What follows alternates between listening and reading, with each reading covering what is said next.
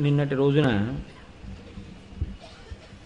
కురువిందమణి శ్రేణి కనత్కోటీర మండిత అన్న నామం గురించి కొంత విషయాన్ని మీకు విజ్ఞాపన చేసి ఉన్నాను. కొంత విషయాన్ని నేను ఎందుకంటున్నాను అంటే, ఎప్పుడూ లలితా సహస్రనామ స్తోత్రంలో ఒక నామం గురించి పూర్తిగా చెప్పినట్లు కాదు. ఎందుకంటే ధ్యానంలో ఎన్నో విషయాలు ద్యోతకం చేసుకుని అనుభవించినటువంటి పెద్దలు ఉన్నారు. అందుకని ఆ విషయం అక్కడతో పూర్తిగా చెప్పేశాము అని చెప్పడం కుదిరేటటువంటి విషయం కాదు. తరువాతి నామంలో అంటారు, అష్టమీ చంద్ర విభ్రాజదళిక స్థల శోభిత. అమ్మవారి యొక్క లలాటము అంటే నుదురు గురించి మాట్లాడుతున్నారు. మీరు ఒక విషయాన్ని జ్ఞాపకం పెట్టుకోవలసి ఉంటుంది.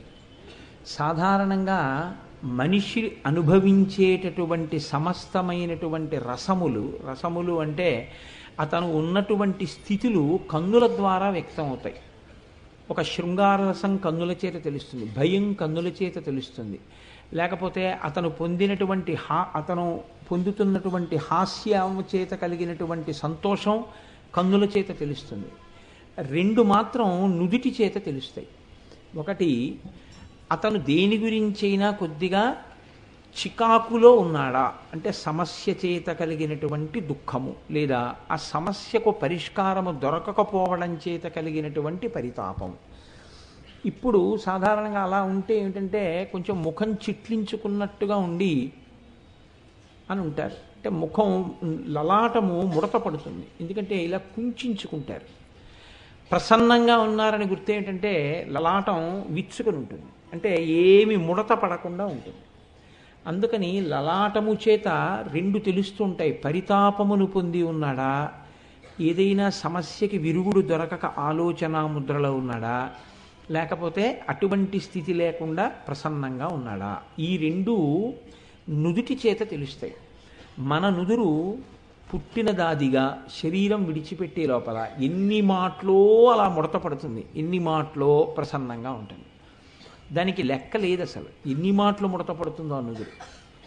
అమ్మవారి యొక్క లలాటమును దేని కొరకు చూడాలి, అమ్మవారి లలాటము ఎలా ఉంటుందని చెప్పారు. మీరు చూడండి, సాధారణంగా లోకంలో ఉండేటటువంటి ప్రధానమైన ఇబ్బంది అంతా ఎక్కడ అంటే ఈ రెండింటి చేతే ఉంటుంది. ఒకటి, నేను ఇవాళ ప్రసన్నంగా ఉన్నానండి అంటాడు. అలా అన్నాడని ఇంకో అరగంట తర్వాత ఉంటాడని మీకు నమ్మకం ఏమి ఉండదు. ఆ తర్వాత మీరు వెడితే కొంచెం చికాగ్గా ఉన్నానయ్యా అంటాడు. నేను ఎప్పుడు చికాగ్గా ఉంటాడో తెలియదు, ఎప్పుడు ప్రసన్నంగా ఉంటాడో తెలియదు. ఆయనకి తెలిస్తే మీకు చెప్తాడు, ఆయనకే తెలియదు. కాబట్టి ఆ లలాటము ఎప్పుడు ప్రసన్నంగా ఉంటుందో, ఎప్పుడు పరితాపముతో ఉంటుందో ఎవరు గుర్తుపట్టలేరు. కానీ అమ్మవారి లలాటమును గురించి మాట్లాడుతున్నారు కాబట్టి దానివల్ల మీకు ఏం అర్థం అవ్వాలి? మీ యొక్క పరితాపమునకు ఉపశాంతి అమ్మవారి లలాట దర్శనము చేత ఉన్నది. ఎవరికైనా పరితాపం ఉందనుకోండి, ఏదైనా ఆ పరితాపమునకు ఉపశాంతి దేనివల్ల కలుగుతుంది అంటే అమ్మవారి యొక్క లలాట భాగమును తదేకముగా చూసి నమస్కారం చేస్తే వారి పరితాపము ఉపశమిస్తుంది. ఆవిడ యొక్క లలాటం ఎలా ఉంటుంది అంటే, మీరు వెళ్ళి దర్శనం చేయడం అనేటటువంటిది మంచిదే, నేను కాదన్ను. కానీ మీరు ఎప్పుడైనా ఏకాంతంలో దేవాలయంలోకి వెళ్ళి అమ్మవారి యొక్క లలాట దర్శనము చేయలేనటువంటి స్థితిలో ఉండగా అమ్మవారి లలాటమును ఒక్కసారి మనస్సులో దర్శనం చెయ్యాలి అని అనిపిస్తే, అన్నిటికన్నా గొప్పది ఏది అంటే ఎప్పుడూ వెళ్ళి దర్శనం చేయడం కాదు, చేసిన దర్శనము యొక్క అనుభూతి ద్యోతకము కావాలి. మంచు ముక్క ఇలా ఉంటుంది, మంచు ముక్క అలా ఉంటుంది అని నేను మీకు ఎంతో వర్ణన చేసి చెప్పాను అనుకోండి, ఆహా అలా ఉంటుందా, ఇలా ఉంటుందా, ముట్టుకుంటే చల్లగా ఉంటుందిట అంటారు. ఒక మంచు ముక్క తెచ్చి మీకు తగల్చాను అనుకోండి, అబ్బా ఎంత చల్లగా ఉందో అంటారు. అంటే అనుభూతి వేరు, అర్థం చేసుకోవడం వేరు. అర్థం చేసుకోవడం మంచిదే, అర్థం చేసుకోకుండా దర్శనం చేసుకోవడం మంచిదే. కానీ అర్థం చేసుకోకుండా చేసినటువంటి దర్శనంది చాలా తక్కువ స్థాయి అయితే, అర్థం చేసుకున్న తరువాత చేసినటువంటి దర్శనం అంతకన్నా పై స్థాయిలో ఉంటుంది. దీనికన్నా పై స్థాయిలో ఉండేటటువంటిది ధ్యానమునందు మీరు పొందేటటువంటి అనుభూతి. అమ్మవారి యొక్క లలాట దర్శనము చేత మీరెటువంటి అనుభూతిని పొందుతున్నారు అన్నది మీరు గమనించవలసినటువంటి విషయం. దీనికి వ్యాస భగవానుడు, మీరు జాగ్రత్తగా ధ్యానం చెయ్యగలిగితే మీకు చాలా చమత్కారంగా కొన్ని మీరు ధ్యానం చెయ్యడానికి అవసరమైనటువంటి సూచనలను అందించాడు ఈ నామంలో. ఆయన అన్నాడు అమ్మవారి యొక్క లలాటము అష్టమి నాటి చంద్రుని వలె ఉంటుంది అని అన్నాడు. విభ్రాజ, విభ్రాజ అంటే ప్రకాశించుచున్నది. అళిక స్థల శోభిత, లలాటము అలా శోభించుచూ ప్రకాశించుచూ ఉన్నది. ఇప్పుడు అష్టమి నాటి చంద్రుడు అన్నప్పుడు మనకి చంద్రుడికి శుక్లపక్షం ఉంది, చంద్రుడికి కృష్ణపక్షము ఉంది. శుక్లపక్షంలోనూ ఒక అష్టమి వస్తుంది. పాడ్యమి, విధియ, తదియ, చవితి, పంచమి, షష్ఠి, సప్తమి, అష్టమి వస్తుంది. ఇప్పుడు ఇవాళ పంచమి, షష్ఠి, సప్తమి దాటితే అష్టమి వస్తుంది. అలాగే కృష్ణపక్షం పూర్తయిపోతుంది, అమావాస్య వచ్చేస్తుంది. తర్వాత శుక్లపక్షం మొదలవుతుంది. శుక్లపక్షంలో కూడా అష్టమి వస్తుంది. పాడ్యమి, విధియ, తదియ, చవితి, పంచమి, షష్ఠి, సప్తమి, అష్టమి. ఇది నేను పెద్ద మీకు వివరణ చేయవలసిన అవసరం ఏమి ఉండదు, మీ అందరికీ తెలుసు. శుక్లపక్షంలోనూ అష్టం ఉంటుంది, కృష్ణపక్షంలోనూ ఒక అష్టం ఉంటుంది. శుక్లపక్షంలో అంటే చంద్రుడు పెరుగుతూ ఉంటాడు, కృష్ణపక్షంలో అంటే తరుగుతూ ఉంటాడు. ఇప్పుడు శుక్లపక్షంలో ఉన్నటువంటి అష్టమి నాటి చంద్రుడిలా ఉంటుందా, కృష్ణపక్షంలో ఉన్న చంద్రుడిలా ఉంటుందా? మీరు నన్ను ఒక మాట అడగచ్చు. శుక్లపక్షంలో ఉన్న చంద్రుడు, కృష్ణపక్షంలో ఉన్న అష్టమి నాటి చంద్రుడు అని మీరు ఎందుకు రెండుగా విడదీశారండి? అసలు శుక్లపక్షంలో ఉన్న అష్టమి నాటి చంద్రుడిలా, కృష్ణపక్షంలో ఉన్న అష్టమి నాటి చంద్రుడు ఉండడా? మనం సహస్రచంద్ర దర్శనోత్సవాలని 80 ఏళ్ళ దగ్గరికి వస్తే చేస్తారు. మనం ఎన్నో మాటలు చంద్రుల్ని చూసి ఉంటాం కదా అందరం. మీరు కొంచెం చెప్పండి, శుక్లపక్షంలో ఉన్న అష్టమి నాటి చంద్రుడికి, కృష్ణపక్షంలోని అష్టమి నాటి చంద్రుడికి ఏమైనా తేడా ఉంటుందా ప్రసాద్ బాబు గారు? ఒకలా ఉంటారా? ఇది చమత్కారం. ఏమిటో తెలుసా అండి? ఈ ప్రశ్న ఎందుకు వేయించారంటే వ్యాస భగవానుడు, దీనికి పెద్ద ఎవరో చెప్పక్కర్లేదురా, నువ్వు చూడాలని జ్ఞాపకం పెట్టుకుంటే నువ్వే చూడవచ్చు. ఎన్ని అష్టమి నాటి చంద్రుళ్ళు మనం చూసుంటాం, ఇప్పటికీ ఎన్నో చూసుంటాం. ఖచ్చితంగా శుక్లపక్షంలో అష్టమి నాటి చంద్రుడు ఇలా ఉంటాడు, కృష్ణపక్షంలో అష్టమి నాటి చంద్రుడు ఇలా ఉంటాడు, కాబట్టి అమ్మవారి లలాటం ఇలా ఉంటుంది అని వెంటనే చెప్పగలిగారు అనుకోండి, అంటే మీరు చంద్రబింబాన్ని పరిశీలనం చేస్తున్నారు అని గుర్తు. మీరు చంద్రబింబాన్ని పరిశీలనం చెయ్యట్లేదు అనుకోండి, మీకు ఈ మాట చెప్పగానే ఎన్నాళ్ళు పడుతుంది ధ్యానం చేయడానికి? అదైనా చెప్పగలిగి ఉన్నారు కదండి. 1 నెలలు పడుతుంది. ఎందుకు పడుతుంది అంటే మీరు కృష్ణపక్షంలో వచ్చే అష్టమి నాటి చంద్రుడిని, శుక్లపక్షంలో వచ్చే అష్టమి నాటి చంద్రుడిని చూడాలంటే 1 నెల రమారమి పడుతుంది. పోలీసు సప్తమి నాడు మొదలెట్టినా 1 నెల అనుకోండి రమారమిగా. 1 నెలలు పడితే ఎప్పుడు శుక్లపక్షంలో మీరు చూశారనుకోండి, ఇలా ఉన్నాడు చంద్రుడు అని గుర్తెట్టుకున్నారనుకోండి, మళ్ళీ ద్వాదశి నాటికి మర్చిపోతారు. కాబట్టి అప్పుడు మళ్ళీ కృష్ణపక్షంలో ఆయన్ని చూసి శుక్లపక్షంలో ఆయన్ని ఎలా ఉన్నాడంటావు అని మళ్ళీ గుర్తు తెచ్చుకోవాలి. అందుకని ఆ ఇబ్బంది లేకుండా ఉండాలంటే ఓ కాగితం మీద మీరు గీసుకోవలసి ఉంటుంది, గీసుకుని అట్టే పెట్టుకోవాలి. మళ్ళీ శుక్లపక్షంలో అష్టమి నాడు కూడా చంద్రుడిని చూడాలి. మీరు చూసి ఇద్దరినీ వేసి చూసుకోవాలి. వేసి చూసుకుని ఇప్పుడు అమ్మవారి యొక్క లలాటమును ఊహించాలి. ఇప్పుడు అమ్మవారి లలాటం చూడడానికి గుళ్ళో కడతాను అనకూడదు, ఇక్కడ చూడాలి, ఇక్కడ చూసేయగలగాలి. ఎందుకని మీ లలాటం ఎలా ఉంటుందో ఇంచుమించు అమ్మవారి లలాటము అలాగే ఉంటుంది. కాబట్టి ఇప్పుడు అమ్మవారి లలాటాన్ని చూడాలి మనస్సులో, కళ్ళు మూసుకుని ఇలా ఉంటుంది. ఇప్పుడు ఇందులో ఈ రెండింటిలో ఏది చూడాలి? ఇది అని కనిపెట్టాలి. ఇప్పుడు చెప్పండి, మీతో 1 నెల్లాళ్ళు తపస్సు చేయించాడా లేదా వ్యాస భగవానుడు? 1 నెల్లాళ్ళు వసిన్యాది దేవతలు మీతో ప్రయత్నం చేయించారా? 30 రోజులు మీరు చంద్రబింబాన్ని చూసి జ్ఞాపకం పెట్టుకోవడం వల్ల మనసులో అమ్మవారి లలాటం చూసి, పోని జ్ఞాపకం ఉంటే మంచిదే, జ్ఞాపకం లేకపోతే పుస్తకం మీద చూసి ఇలా ఉంటుంది అని మీరు గుర్తుపట్టగానే మీరు గీసుకున్న బొమ్మలో అమ్మవారి యొక్క నుదురు మీకు కనపడుతుంది. ఇక్కడ ఆ కనపడినటువంటి మరుక్షణమే పరితాపమునకు ఉపశాంతి ఉంటుంది. పరితాపోపశాంతి అంటే ఎలా ఉంటుందో తెలుసా అండి? ఇది దీర్ఘకాలం ఉండేటటువంటి పరితాపములు ఉంటాయి కొన్ని. ఇవి జీవితాంతం అనుభవిస్తూనే ఉంటారు దుఃఖం. ఇలా అనుభవించవలసినటువంటి పాపం 1 జన్మతో పోయేటట్టు ఉండదు, అది ఎన్ని జన్మలో అనుభవించవలసి ఉంటుంది. అలా అనుభవించవలసినటువంటి పరితాపం ఏదుందో దాన్ని మీరు అలా చూసిన ఉత్తర క్షణంలో తీసేస్తుంది అమ్మవారు.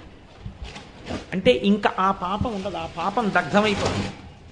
ఆ పాపం దగ్ధమైపోతే మీరు ఆ ఇబ్బంది పడవలసినటువంటి అవసరం ఇక ఉండదు. కాబట్టి ఇప్పుడు చెప్పండి, ఇది కేవలం ఏదో అమ్మవారి లలాటం గురించి చెప్పడానికి ప్రయత్నం చేశారా, అమ్మవారి లలాటం గురించి చెప్పి మన్ని ఉద్ధరించడానికి ప్రయత్నం చేస్తున్నారా? అంటే మన్ని ఉద్ధరించడానికే ఖచ్చితంగా ప్రయత్నం జరుగుతోంది. అయితే మీరు అష్టమి నాడు ఒకటి చూడండి, అష్టమి నాడు ఒకటి చూడండి అని నేను చెప్పేసేయచ్చు, అది పెద్ద విశేషం ఏం కాదు. ఏ అష్టమి నాటి లలాటంలా ఈ అమ్మవారి యొక్క నుదురు ఉంటుంది అన్నది కూడా నేను మీకు చెప్పేసేయచ్చు. దానివల్ల మీరు ఒక నెల్లాళ్ళు పోయిన తర్వాత 2 అష్టముల నాటి చంద్రబింబాలని చూసుకుని ఓ కాగితం మీద గీసుకుని నువ్వు చెప్పింది నిజమే అని అంటే అనొచ్చు, లేకపోతే మీరు తర్వాత దాని గురించి ఇంకా బాగా ధ్యానం చేసుకోవచ్చు. అలా తర్కానికి ఏం అవకాశం లేదు కాబట్టి. కానీ నేను ఇప్పుడే ఈ క్షణంలోనే మీకు ఏదో అందించే ప్రయత్నం చేస్తాను అని మీరు నమ్మి ఉండి ఉంటారు. అందుకని నేను ఆ ప్రయత్నం మీకు ఒక్కసారి చేసేటటువంటి అవకాశం తీసుకుంటాను. అష్టమీ చంద్ర విభ్రాజదళిక స్థల శోభిత అంటే శుక్లపక్షంలో ఉండేటటువంటి అష్టమి నాటి చంద్రుడు ఎలా ఉంటాడు అంటే ఆయన ఆయన ఇలా ఉంటాడు, ఇలా ఉండి ఇలా. అంటే నేను మీకు అర్థమైందో లేదో, ఇంకా నేను మీకు బాగా చెప్పాలి అంటే అసలు ఇక్కడ కిరీటంలో అదిగో చూడండి, కిరీటంలో పైన చంద్రవంక ఉంది, ఆ పైన చంద్రరేఖ ఉందే అమ్మవారి పైన, ఆ చంద్రరేఖకి ఇలా పైన ఒక గీత గీస్తే ఎలా ఉంటుందో శుక్లపక్షంలో అష్టమి నాటి చంద్రబింబం ఖచ్చితంగా సగానికి అలా ఉంటుంది. అది శుక్లపక్షంలో ఉండేటటువంటి చంద్రబింబం. కృష్ణపక్షంలో ఉండేటటువంటి చంద్రబింబం దాన్ని మీరు ఖచ్చితంగా తిరగేస్తే ఎలా ఉంటుందో అలా ఉంటుంది. అంటే అది ఇలా ఉంది, ఇది ఇలా ఉంటుంది. ఇప్పుడు మీకు ఇంకా తేలిగ్గా చెప్పాలంటే కృష్ణపక్షంలో ఉన్న అష్టమి నాటి చంద్రబింబంలా నుదురుంది అని కదా అన్నాను. ఇప్పుడు అమ్మవారి నుదురు చూడండి, అక్కడికి ఏమైంది? అమ్మవారి నుదురు కృష్ణపక్షంలో ఉన్నటువంటి చంద్రబింబంలా ఉంది. ఇప్పుడు కృష్ణపక్షంలో ఉన్న చంద్రబింబాన్ని, అష్టమి నాటి చంద్రబింబాన్ని మీరు బాగా జ్ఞాపకం పెట్టుకుంటే ఆ చంద్రబింబం వంక చూడగానే మీకు అమ్మవారి యొక్క నుదురు కనపడుతుంది. చంద్రబింబం అష్టమి నాటి చంద్రబింబం కానివ్వండి, ఏది కానివ్వండి, చల్లతనాన్ని కలిగి ఉంటుంది. ఆ చల్లతనం ఏదో తెలుసా అండి? పరితాపము చేత వేడి ఉంటుంది, అది తీరిపోతే మనసు చల్లబడిపోతుంది. ఆ చంద్రుడి యొక్క చల్లతనమే మీరు కృష్ణపక్షంలోని అష్టమి నాటి చంద్రబింబంలో అమ్మవారి యొక్క లలాటమును చూడగలిగితే ఉత్తర క్షణంలో మీకు పోయిన పరితాపం, మీ పాపం నశించిపోయిందనమాట. అయితే ఆ చంద్రవంకలో మీరు అమ్మవారి యొక్క నుదురు చూడగలగాలి. అమ్మవారి నుదురు చూడడానికి అవకాశం ఏమిటి? మీరు ఇక్కడ ప్రతిరోజు చూస్తున్నారు చక్కగా తల్లి నుదురు. ఈ నుదురు చూసినప్పుడు మీకు స్పష్టంగా తెలిసిపోతుంది, ఓ విశాలంగా ఉంది పాలభాగం. చాలా చిన్న పాలభాగం ఉందనుకోండి, నేను ఎవరిని ఉద్దేశించి అంటలేదు, అది సాముద్రికం రీత్యా దోషం. పాలభాగం విశాలంగా ఉందనుకోండి, విశాలమైనటువంటి పాలభాగం ఉంటే అది చాలా గొప్ప సాముద్రిక లక్షణం. అష్టమి నాటి చంద్రుడు ఎలా ఉంటాడో అలా, ఇలా ఉండి గీత గీస్తే ఎలా ఉంటుందో అలా విశాలమైన పాలభాగంతో అమ్మవారి యొక్క లలాటము ఉంటుంది.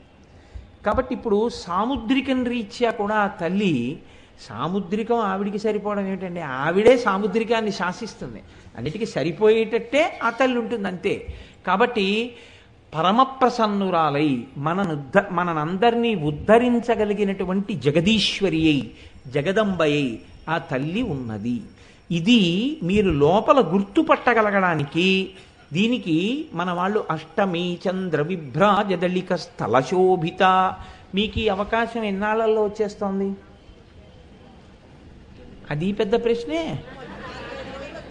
3 రోజుల్లో వస్తోంది. ఇవాళ పంచమి, షష్ఠి, సప్తమి, అష్టమి నాటి సాయంకాలం మీరు చూడగలరు.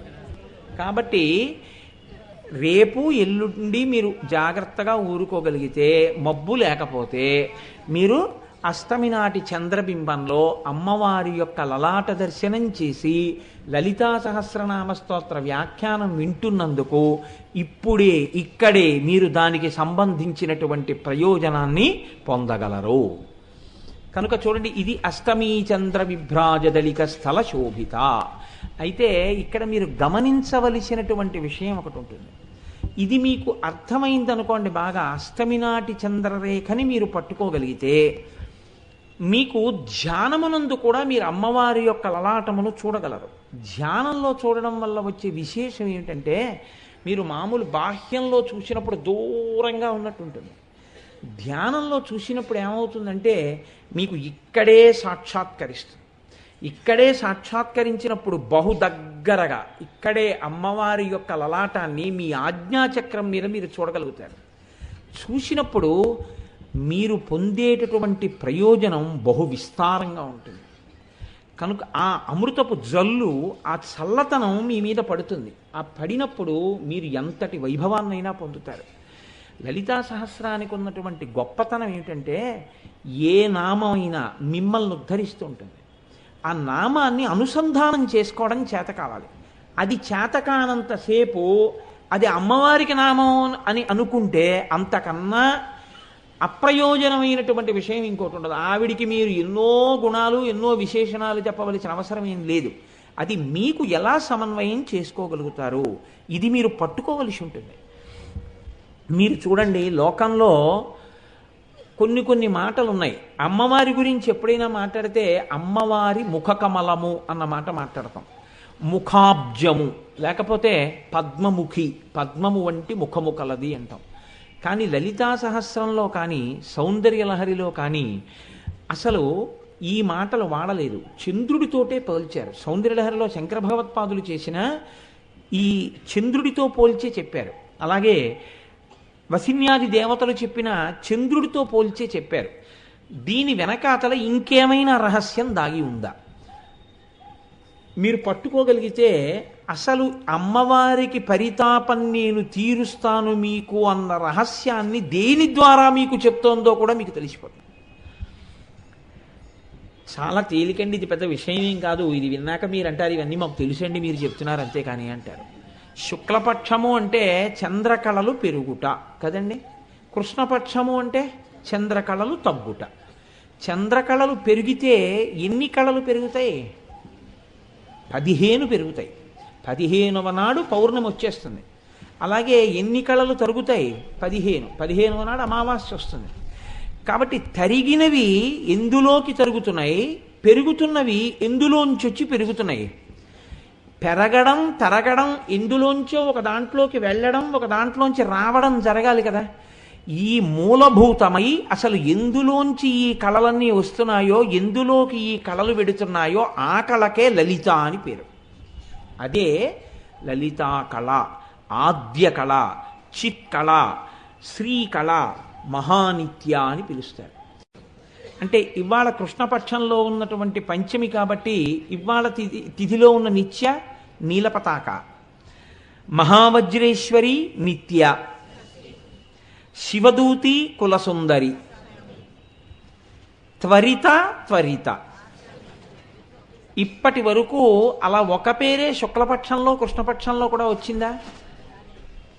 ఒక్క అష్టమి తిథి నాడు మాత్రం ఇటు నిత్య అటు నిత్య కూడా ఎవరొచ్చారు? ఒక్కరే వచ్చారు, త్వరిత. ఇక్కడికి గుర్తుపెట్టుకోండి, అష్టమి తిథి నాడు ఒక్కసారే ఒక నిత్యే వచ్చింది, శుక్లపక్షంలో కృష్ణపక్షంలో కూడా. ఇంకా ఏ తిథి నాడు అలా ఒకే నిత్య రాలేదు. దీని తర్వాత చూద్దాం, పౌర్ణమి అమావాస్య వరకు. ఇప్పుడు ఏ తిథి దగ్గర ఉన్నారు? అష్టమి.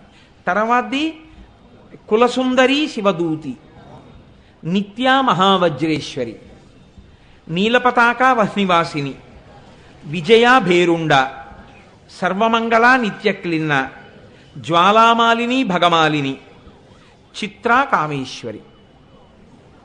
అంటే ఏ తిథి నాడైనా అవే ఒకే పేరున్నటువంటి నిత్యలు వచ్చాయా? లేదు. ఒక్క అష్టమి తిథి నాడు మాత్రమే ఒకే పేరున్నటువంటి నిత్య శుక్లపక్షంలోనూ కృష్ణపక్షంలోనూ కూడా ఉంది. ఇలా ఎందుకుంటుందో తెలుసా అండి? ఆ నిత్యలు ఉండేటప్పుడు అష్టమి తిథి నాటి నిత్య మాత్రం శుక్లపక్ష కృష్ణపక్షాల్లో ఒక్కటే ఉండడానికి ఒక్కటే కారణం ఉంది. ఈ త్వరిత అనబడేటటువంటి నిత్య చంద్రబింబంలో ఎప్పుడు ఉంటుందో అప్పుడు త్వరితం ఫలదాయిని. మీరు ఇలా చూసి నమస్కారం చెయ్యగానే మీ కోరిక తీర్చేస్తారు. చాలా తొందరగా కోరిక తీర్చగలిగినటువంటి శక్తి ఎప్పుడు ఉంటుంది అంటే అష్టమి తిథి నాడు ఉంటుంది. అష్టమి తిథి నాడు ఉండేటటువంటి చంద్రబింబములో ఉన్నటువంటి నిత్యకి ఆ శక్తి ఉంటుంది. ఆ నిత్య లలిత అనబడేటటువంటి ఆద్య కళలోంచి వస్తోంది ఆ కళ. అందుకని ఇప్పుడు ఈ త్వరిత మీకు సద్య ఫలితాన్నిచ్చి చాలా తొందరగా మీ కోరిక తీరేటట్టుగా చెయ్యగలదు. అంటే పరితాపోపశమనము చాలా తొందరగా పొందడానికి హేతువైన నిత్య అష్టమి నాటి చంద్రబింబంలో ఉంది.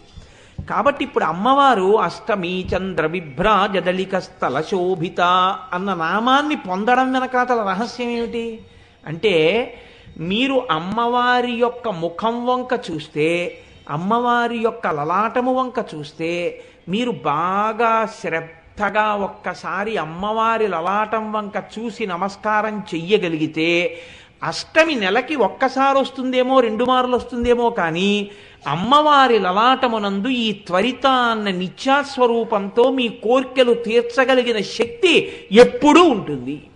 కాబట్టి అమ్మవారి లలాటమును తలుచుకున్న, ఈ నామం చెప్పిన, ధ్యానంలో చూసిన ఏమవుతుంది? చాలా తొందరగా మీ యొక్క పరితాపము తగ్గి మీ కోర్కెలు తీరుతాయి. అందుకని ఆవిడ్ని అష్టమి చంద్ర విభ్రాజదళిక స్థల శోభిత అని పిలిచారు. చూడండి, అందుకే నేను మీతో ఒక మాట మనవి చేసింది. ఎప్పుడు మీరు ఒక నామం గురించి చెప్తే మీరు ఆనందంలో మళ్ళీ ఏమనవలసి ఉంటుందంటే శ్రీమాత అనవలసి ఉంటుంది. అబ్బా అమ్మా, మా ఇన్ని పరితాపాలకి కారణం ఏది? మా పాపం. మా పాపాన్ని తొలగడేయడానికి నువ్వు ఇచ్చిన పరిష్కారం ఏమిటి? నువ్వు అటువంటి నుదురు పెట్టుకుని కూర్చోవడం. మేము ఆ నుదుటి వంక చూసి నమస్కారం చేస్తే చాలు, మా పాపం అంతా పోతోంది. పరితాపోపశమనం అంటారు శంకరాచార్యులు వారు. ఆ పరితాపం అంతా ఉపశమనాన్ని పొందింది. అమ్మా, నీ లలాట దర్శనం చేత మాకు ఇంత భాగ్యాన్ని కృప చేస్తున్నావా? ఎంత అదృష్టవంతులం తల్లి అంటాం. చూడండి, భాగ్యము దేని చేత నిర్ణయింపబడుతుంది అంటే లలాటము చేత చెప్తారు పెద్దలు. సాముద్రికంలో విశాలమైనటువంటి లలాటం ఉంటే అతను భాగ్యవంతుడు అని చెప్తారు. లలాటము కుంచుకుపోయింది అనుకోండి, ఇక్కడ వరకు వెంట్రుకలు వచ్చేసాయి అనుకోండి, ఇక్కడి నుంచి తలకట్టు బయలుదేరిపోయింది అనుకోండి, భాగ్యము కొంచెం తక్కువగా ఉంటుంది అని. అందుకని పెళ్లి విషయంలో కూడా ఈ సాముద్రికాన్ని చూడడం అలవాటైన పెద్దల్ని తీసుకుని పెడతారు పెళ్లి చూపులకి. సరే, ఇప్పుడు అవన్నీ అక్కర్లేదనుకోండి, వాళ్ళకేముంది మనకేముంది, వాడేమి ఇస్తాడు బిచ్చం, మనం ఏం పుచ్చుకుంటాం, అది చాలు. కాబట్టి కాబట్టి అష్టమీ చంద్ర విభ్రాజదళిక స్థల శోభిత, ఈ మాట వసిన్యాది దేవతలు అన్నారు. ఈ మాట మహానుభావుడు వ్యాసుడు అన్నాడు. కాబట్టి త్వరిత అన్న నిత్యాదేవత 2 వైపులా ఉంది కాబట్టి మార్పు లేదు. అంటే ఆవిడ లలాటము ఎప్పుడూ ఇలా ముడతపడ్డము ఉండదు, ఇలా ఉండడము ఉండదు. అంటే ఆవిడకే పరితాపము, ఆవిడికే సుఖము, ఆవిడికే ప్రసన్నత్వము, ఆవిడికే ముకులించుకోవడము ఉంటే ఇంకా మీ ముకులించుకోవడాన్ని, మీ సుఖాల్ని ఆవిడేం చూస్తుంది? ఆవిడ వాటికి అతీతురాలు. వీటిని కల్పించగలిగినది ఆవిడే, తీయగలిగినది ఆవిడే. అందుకని ఈ శక్తి ఇయ్యగలిగినటువంటి అమ్మ కనుక ఆమె లలాటం అలా ఉంటుందని మనకి చెప్పడం, మనం దాన్ని తెలుసుకుని ఆ స్థితిని పొందుట కొరకు. కాబట్టి అష్టమీ చంద్ర విభ్రాజదళిక స్థల శోభిత. అయితే గమ్మత్తు ఎక్కడొచ్చిందంటే శంకర భగవత్పాదుల యొక్క ప్రజ్ఞ వేరు. ఆయన మహాపురుషుడు. నేను ఎన్ని మాటలు చెప్పినా ఆ మాట కన్నా నా దగ్గర ఇంకా మాటలు ఉండవు. ఆయన అన్నారు, ఇది బాగా జ్ఞాపకం పెట్టుకోవడానికి మీరు ఆయన ఇంకొక ఉపమానం ఇచ్చారు. ఈ గుర్తు పెట్టుకోవడం అనేదండి, మీరు ఎప్పుడైనా వీడు ఎందుకన్నాడు ఈ మాట అని ఒకసారి బాగా మీరు రోజు పరిశీలన చేయండి చంద్రబింబాన్ని, మీకు కొన్ని విషయాలు కనిపెడతారు. మీరు ఏముందండి ఎప్పుడూ చూసే చంద్రబింబమే కదా అనుకోకండి. శుక్లపక్షంలో ఉండేటటువంటి తదియ నాటి చంద్రబింబాన్ని మీరు చూడండి, అష్టమి నాటి చంద్రబింబాన్ని మీరు చూడండి, ఎంత తేడా ఉంటుందో మీరు గమనించండి. తదియ నాటి చంద్రబింబాన్ని మీరు బాగా గమనించి అలా చూడండి. మీరు సూర్యుడిని చూడలేరు, చంద్రుణ్ణి చూడగలరు. మీరు తదియనాటి చంద్రవంక వంక చూస్తే అమ్మవారి కిరీటం మీద ఉన్న చంద్రరేఖ చూసినట్టు. ఇప్పుడు మీరు దాన్ని పట్టి పట్టి చూస్తే మీకు ఒక విషయం కనపడుతుంది. ఏమిటి కనపడుతుంది? ఇలా ఒక్క గీత ఒక్కటే ఉండదు. దీనితో పాటుగా కంటికి కనపడనటువంటి ఒక సన్నటి గీత ఒకటి ఉంటుంది, ఇలా గుండ్రంగా.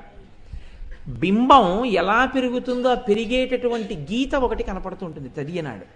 ఇందులోకి పెరుగుతుంది. అష్టమి నాడు చూడండి, ఆ గీత కనపడదు, ఆ గీత ఉండదు, పెరగడం మొదలు పెడుతుంది. ఇది చంద్రబింబం పెరుగుదలని మీరు చాలా జాగ్రత్తగా గమనిస్తే మీకు ధ్యానమునందు దర్శనం చేయడానికి యోగ్యమైన ఎన్నో విషయాలు బయటకు వస్తాయి. పైగా మీరు ఎన్నో ప్రయోజనాల్ని పొందుతారు చంద్రబింబాన్ని దర్శనం చేస్తూ ఉండడం వల్ల. కాబట్టి మీరు చేసే ప్రయత్నం చేయండి. చేసిన తర్వాత మీకు తెలుస్తుంది. ఇప్పుడు నేను మామూలుగా చెప్పిన ఇవన్నీ అలా ఉంటాయా అని మర్చిపోతారు. మీరు చేస్తూ వెడితే మీకు ఎన్నో కొత్త విషయాలు ద్యోతకం అవుతాయి. ఈ మాట మీరే నాకు చెప్తారు, ఇలా ఇలా ఉంది కోటేశ్వరారు అని. కనుక ఇది మనం మరిచిపోతామేమోనని శంకరాచార్యుల వారు గమ్మత్తు చేశారు. హాస్యం కోసమైనా ఓసారి చూస్తాడు, చూపిస్తాడు అని.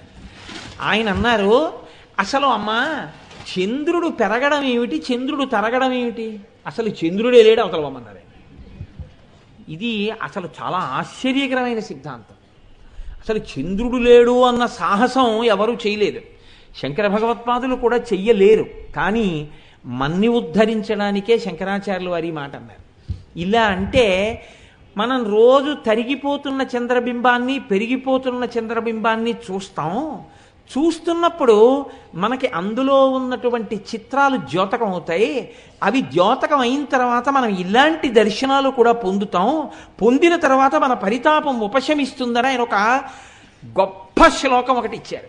ఆయన అన్నారు, కళంక కస్తూరి రజనికర బింబం జలమయం. ఎంత గమ్మత్తైనటువంటి మాటలు వేస్తారో చూడండి ఆయన. అసలు అమ్మ చంద్రబింబం ఎక్కడుందమ్మా? చంద్రబింబం లేదు. అది గరుడమణి పూసలతో చేయబడినటువంటి ఒక పెట్టె ఎక్కడుందమ్మా అన్నారు ఆయన. గరుడమణి పూసలతో పెట్టె చేశారనుకోండి, దానికి ఒక గమ్మత్తు ఉంటుంది. ఏమిటా గమ్మత్తు అంటే లోపల ఉన్న వస్తువులు పైకి కనపడతాయి. ప్లెయిన్ గ్లాస్ అని, ఒపేక్ గ్లాస్ అని రెండు ఉంటాయి ఇంగ్లీష్లో. ప్లెయిన్ గ్లాస్ అంటే లోపల ఉన్న వస్తువు పైకి కనపడుతుంది. ఒపేక్ గ్లాస్ అనుకోండి, లోపల ఉన్న వస్తువు పైకి కనపడదు. అలా కనపడకుండా ఉన్న అద్దం అయితే దర్శనీయము కాదు. లోపల ఉన్నది కనపడితే సాధారణమైనటువంటి అద్దం. గరుడమణి పూసలతో చేసిన పెట్టె లేదా ఒక కుప్పే లోపల ఉన్నవి కనపడతాయి. లోపల ఉన్నవి ఎలా కనపడతాయి? ఏ వస్తువు ఏదో కనపడదు, కానీ ఎంత ఉన్నాయో కనపడతాయి. అంటే ఇది ఎలా ఉంటుంది అంటే, మీకు నేను తేలిగ్గా చెప్పాలి అంటే, కొంచెం దట్టమైనటువంటి అద్దం కలిగినటువంటి సీసాలో మీరు నూనె పోశారనుకోండి, నూనె ఎంతవరకు ఉంది చూడవలసి వచ్చింది అనుకోండి, ఇలా చూడగానే కనపడదు. కొంచెం వెలుతురులోకి తీసుకెళ్ళి ఇలా పెడితే ఖాళీ అయిపోయింది అని ఎక్కడ వరకు ఉందోనూ కనపడుతుంది. అలా ఆకాశంలో ఒక గరుడమణి పూసల పెట్టి ఉందిట. ఇప్పుడు ఆ పెట్టె మీద సూర్యకాంతి పడుతుంటుంది, చంద్రకాంతి ఉంది. కాబట్టి ఆ పెట్టెలో తరిగిపోతున్న సామాను, పెరుగుతున్న సామాను కనపడుతున్నాయిట. ఆ పెట్టిలో ఏమున్నాయన్నారు అంటే శంకరాచార్యులు వారు అంటారు, కళంక కస్తూరి రజనికర బింబం జలమయం కళాభికర్పూరైర్మరకత మరండన్నిబిడితం అతస్త్వద్భోగేన ప్రతిదినమిదం రిక్తకుహరం విధిర్భూయో భూయో నిబిడయతి నూనం తవ కృతే అన్నారు. చంద్రుడనేం లేదమ్మా లోకంలో, వాళ్ళకి తెలియదు పాపం, పిల్లకాయలు అలా అనుకుంటున్నారు. అది ఒక గరుడమణి పూసల పెట్టే. అందులో నువ్వేం చేస్తావంటే స్నానం చేసేటప్పుడు తీసి కలుపుకోవడానికి కొంచెం కస్తూరి, అందులో వేసుకోవడానికి కాస్త పన్నీరు, నువ్వు ముఖానికి రాసుకోవడానికి అంగరాగాలు, అనగా ఫెయిర్ అండ్ లవ్లీలు అనుకోండి, అంగరాగములు, ఆ తర్వాత ఒంటికి ఇలా ఇలా వేసుకునేటటువంటివి పరిమళ జలాలు, ఆ తర్వాత నువ్వు పెట్టుకునేటటువంటి కస్తూరి బొట్టు, ఇలాంటివన్నీ అందులో పెట్టుకుంటావు. పెట్టుకుంటే అవి అలా ఉంచేస్తావేంటి? ఉంచేయో. ఏం చేస్తుంటావు? రోజు కాస్త కస్తూరి తీసుకుంటావు, బొట్టు పెట్టేసుకుంటావు. కాసిని పరిమళ జలాలు తీసేసుకుంటూ ఉంటావు, ఒంటికి పూసేసుకుంటూ ఉంటావు. కాసిని అంగరాగములు తీసుకుంటావు, ఒంటికి రాసేసుకుంటావు. కాబట్టి తరిగిపోతున్నాయి. ఇప్పుడు ఆ పెట్టె బయట నుంచి చూస్తే సామాను తగ్గిపోతున్నట్టు కనపడుతోంది. ఆ పెట్టెలోని అలంకరణ సామాగ్రి తగ్గిపోతే వీళ్ళు తెలియక కృష్ణపక్షం అంటున్నారు. ఇప్పుడు అంతా తగ్గిపోయింది, ఇంకా చిట్ట చివరకు వచ్చేసి నింటుంది, నిండుకుంటోంది అంటారు మన వాళ్ళు. ఇంతే ఉంది, ఏదో గీతలా కనపడుతోంది. పెన్నులో రీఫిల్లో ఇంకే అయిపోయే ముందు ఇంకు ఇంత పిసరే కనపడుతుంటే కొత్త రీఫిల్ కొనేసుకుంటామే, అలాగా ఇంత పిసర కనపడుతోంది. అది అమావాస్య నాటి చంద్రుడు అంటున్నారు వీళ్ళు తెలియక. ఇప్పుడు ఎవరు చూడాలి? అమ్మకి సామాను అయిపోతోంది, పరిమళ సామాగ్రి అవి అన్నీని. పెద్ద కొడుకు బ్రహ్మగారు చూడాలి. చూసి అమ్మో అమ్మకి అలంకరణ సామాగ్రి అయిపోతోందని చతుర్ముఖ బ్రహ్మగారు పరిగెత్తుకుంటూ వెళ్ళి గబగబా కాస్త కస్తూరి పట్టుకొచ్చి అందులో పోశారు. పౌర్ణమి నాటి చంద్రుడని వీళ్ళు అంటున్నారు తెలియక. కొంచెం పెరిగింది సామాను. మళ్ళీ బ్రహ్మగారు పరిగెత్తుకుంటూ కొట్టుకెళ్ళి మళ్ళీ తీసుకొచ్చి అందులో కాస్త కస్తూరి పోశారు, ఇంకొంచెం పెరిగింది. మళ్ళీ పరిగెత్తుకుంటూ కొట్టుకెళ్ళి కాస్త అంగరాగములు తెచ్చి అందులో పోశారు, ఇంకొంచెం పెరిగింది. ఆయన అలా పరిగెత్తుకెళ్ళి తీసుకొస్తున్నాడు, పోస్తున్నాడు, పెట్టి అంతా నిండింది. పౌర్ణమి చంద్రుడని వీళ్ళు అంటున్నారు. అక్కడ పౌర్ణమి చంద్రుడు ఏం లేడు. నీవు వాడుకునేటటువంటి అలంకరణ సామాగ్రితో కూడుకున్నటువంటి గరుడమణి పూసల పెట్టే, అందులో సామానంతా నిండింది. ఇప్పుడు అది పౌర్ణమి అంటున్నారు. అమ్మయ్యా, అమ్మకి సామానంతా పెట్టేశానని బ్రహ్మగారు వెళ్ళి కళ్ళు మూసు కూర్చునేటప్పటికీ మళ్ళీ నువ్వు తీసేసుకుంటున్నావు, రాసేసుకుంటున్నావు. విధిర్భూయో నిబిడయతి నూనం తవ కృతే. మళ్ళీ తగ్గిపోయేటప్పటికే కోడలు చూసింది సరస్వతీదేవి, ఏమండో అత్తయ్య గారి టాయిలెట్ బాక్స్లో సామాన్ తగ్గిపోయిందని. బ్రహ్మగారు మళ్ళీ పరిగెత్తుకెళ్ళి గబగబా తీసుకొచ్చి కొడుకు మళ్ళీ అందులో పోస్తున్నాడు. ఆయనకి విసుగు లేదు, పరమ సంతోషం అమ్మకి టాయిలెట్ సామాన్ తేవడం. నీకు అలుపు లేదు, ఒంటికి రాసుకుంటూనే ఉన్నావు. అమ్మా నీవు మహాపతివ్రతవు కనుక, నిత్య సువాసినివి కనుక ఇవన్నీ రాసుకుంటూ ఉంటావు. అది నీ టాయిలెట్ బాక్స్ అమ్మా, చంద్రుడని ఎవడన్నాడు అన్నారు. శంకరాచార్యుల వారి ప్రజ్ఞ అంటే అలా ఉంటుంది. ఇప్పుడు మిగిలినవి అర్థం అవనివ్వండి, అర్థం అవ్వకపోనివ్వండి, ఇది అర్థం అవడానికి పెద్ద పాండిత్యం ఏం అక్కర్లేదు. ఇది విన్నవాడు ఏం చేస్తాడంటే రోజు ఒకసారి కృష్ణపక్షం అనుకోండి, అదిగోనండి అమ్మవారు ఫెయిర్ అండ్ లవ్లీ రాసేసుకుందో తగ్గిపోయింది చూసావా అంటాడు భార్యతోటి. ఇలా రోజు అంటూ ఉండగా మీరు ఏం చేస్తారు, అమావాస్య వరకు చూస్తారు. చూసి మళ్ళీ బ్రహ్మగారు పట్టుకొచ్చి పోస్తున్నాడు, టాయిలెట్ బాక్స్ పెరుగుతోందంటారు. మీరు ఏ దృష్టికోణంతో చూడండి, మెల్లమెల్లగా మీకు చంద్రబింబాన్ని చూస్తున్నప్పుడు కొత్త ఆలోచనలు వస్తుంటాయి. ఈ ఆలోచనలు రావడానికి మిమ్మల్ని సిద్ధం చెయ్యడం కోసం శంకర భగవత్పాదులు ఎంత అందమైన ప్రణాళిక వేసి మిమ్మల్ని చంద్రుడి వైపుకి తిప్పారో చూడండి. ఇది శంకరాచార్యుల వారి ప్రజ్ఞ. వారంటారు సౌందర్యలహరిలో అమ్మవారి యొక్క లలాటం గురించి శంకరాచార్యుల వారు ఒక గొప్ప శ్లోకం ఇచ్చారు.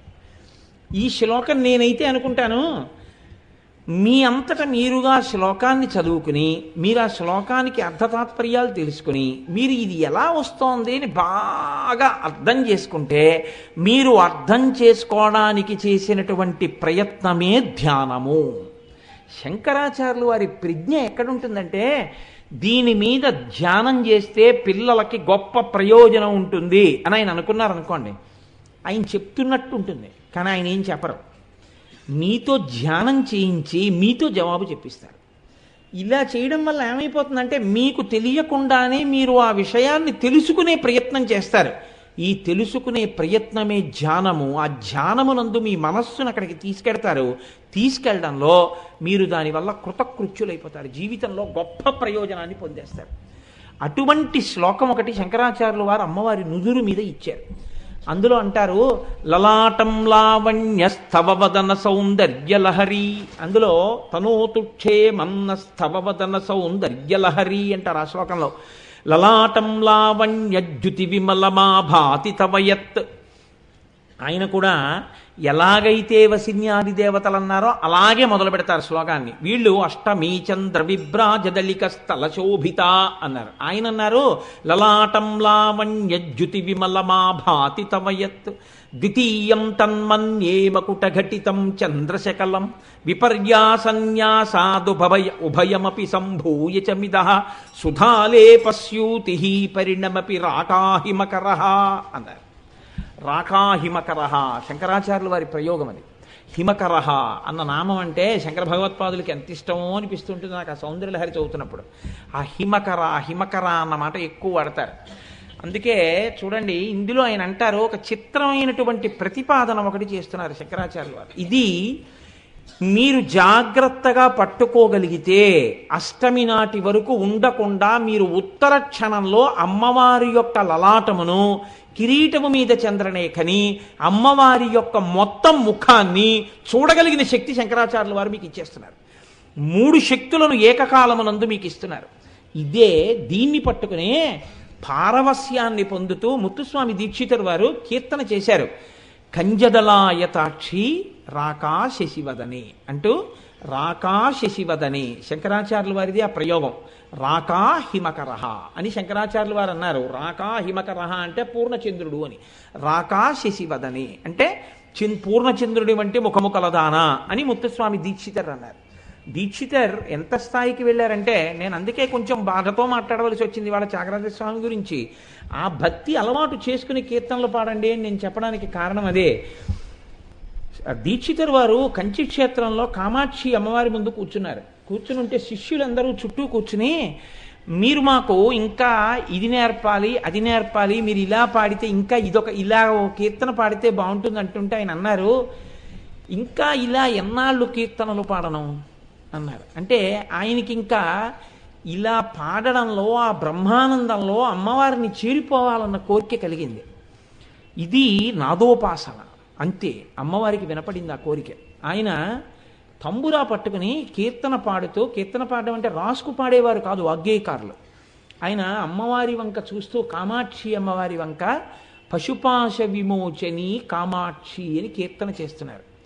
పశుపాశ విమోచని అని కీర్తనలో ఆలాపన చేసి ఆ మాట అన్నారు ఆయన.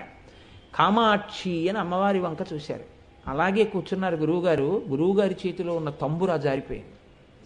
శిష్యులు ఏమిటి గురువుగారు పాడటం లేదని దగ్గరికి వెళ్ళారు. అలా చూస్తున్నటువంటి దీక్షితర్ అమ్మవారిలోకి కలిసిపోయారు. ఉత్తర క్షణంలో అమ్మవారు అనుగ్రహించేసింది. నేను మీకు పరమ సత్యం చెప్తున్నాను, ఇంత పవిత్రమైన వేదిక మించి నాకు అబద్ధాలు చెప్పవలసినంత దౌర్భాగ్యం నాకు లేదు.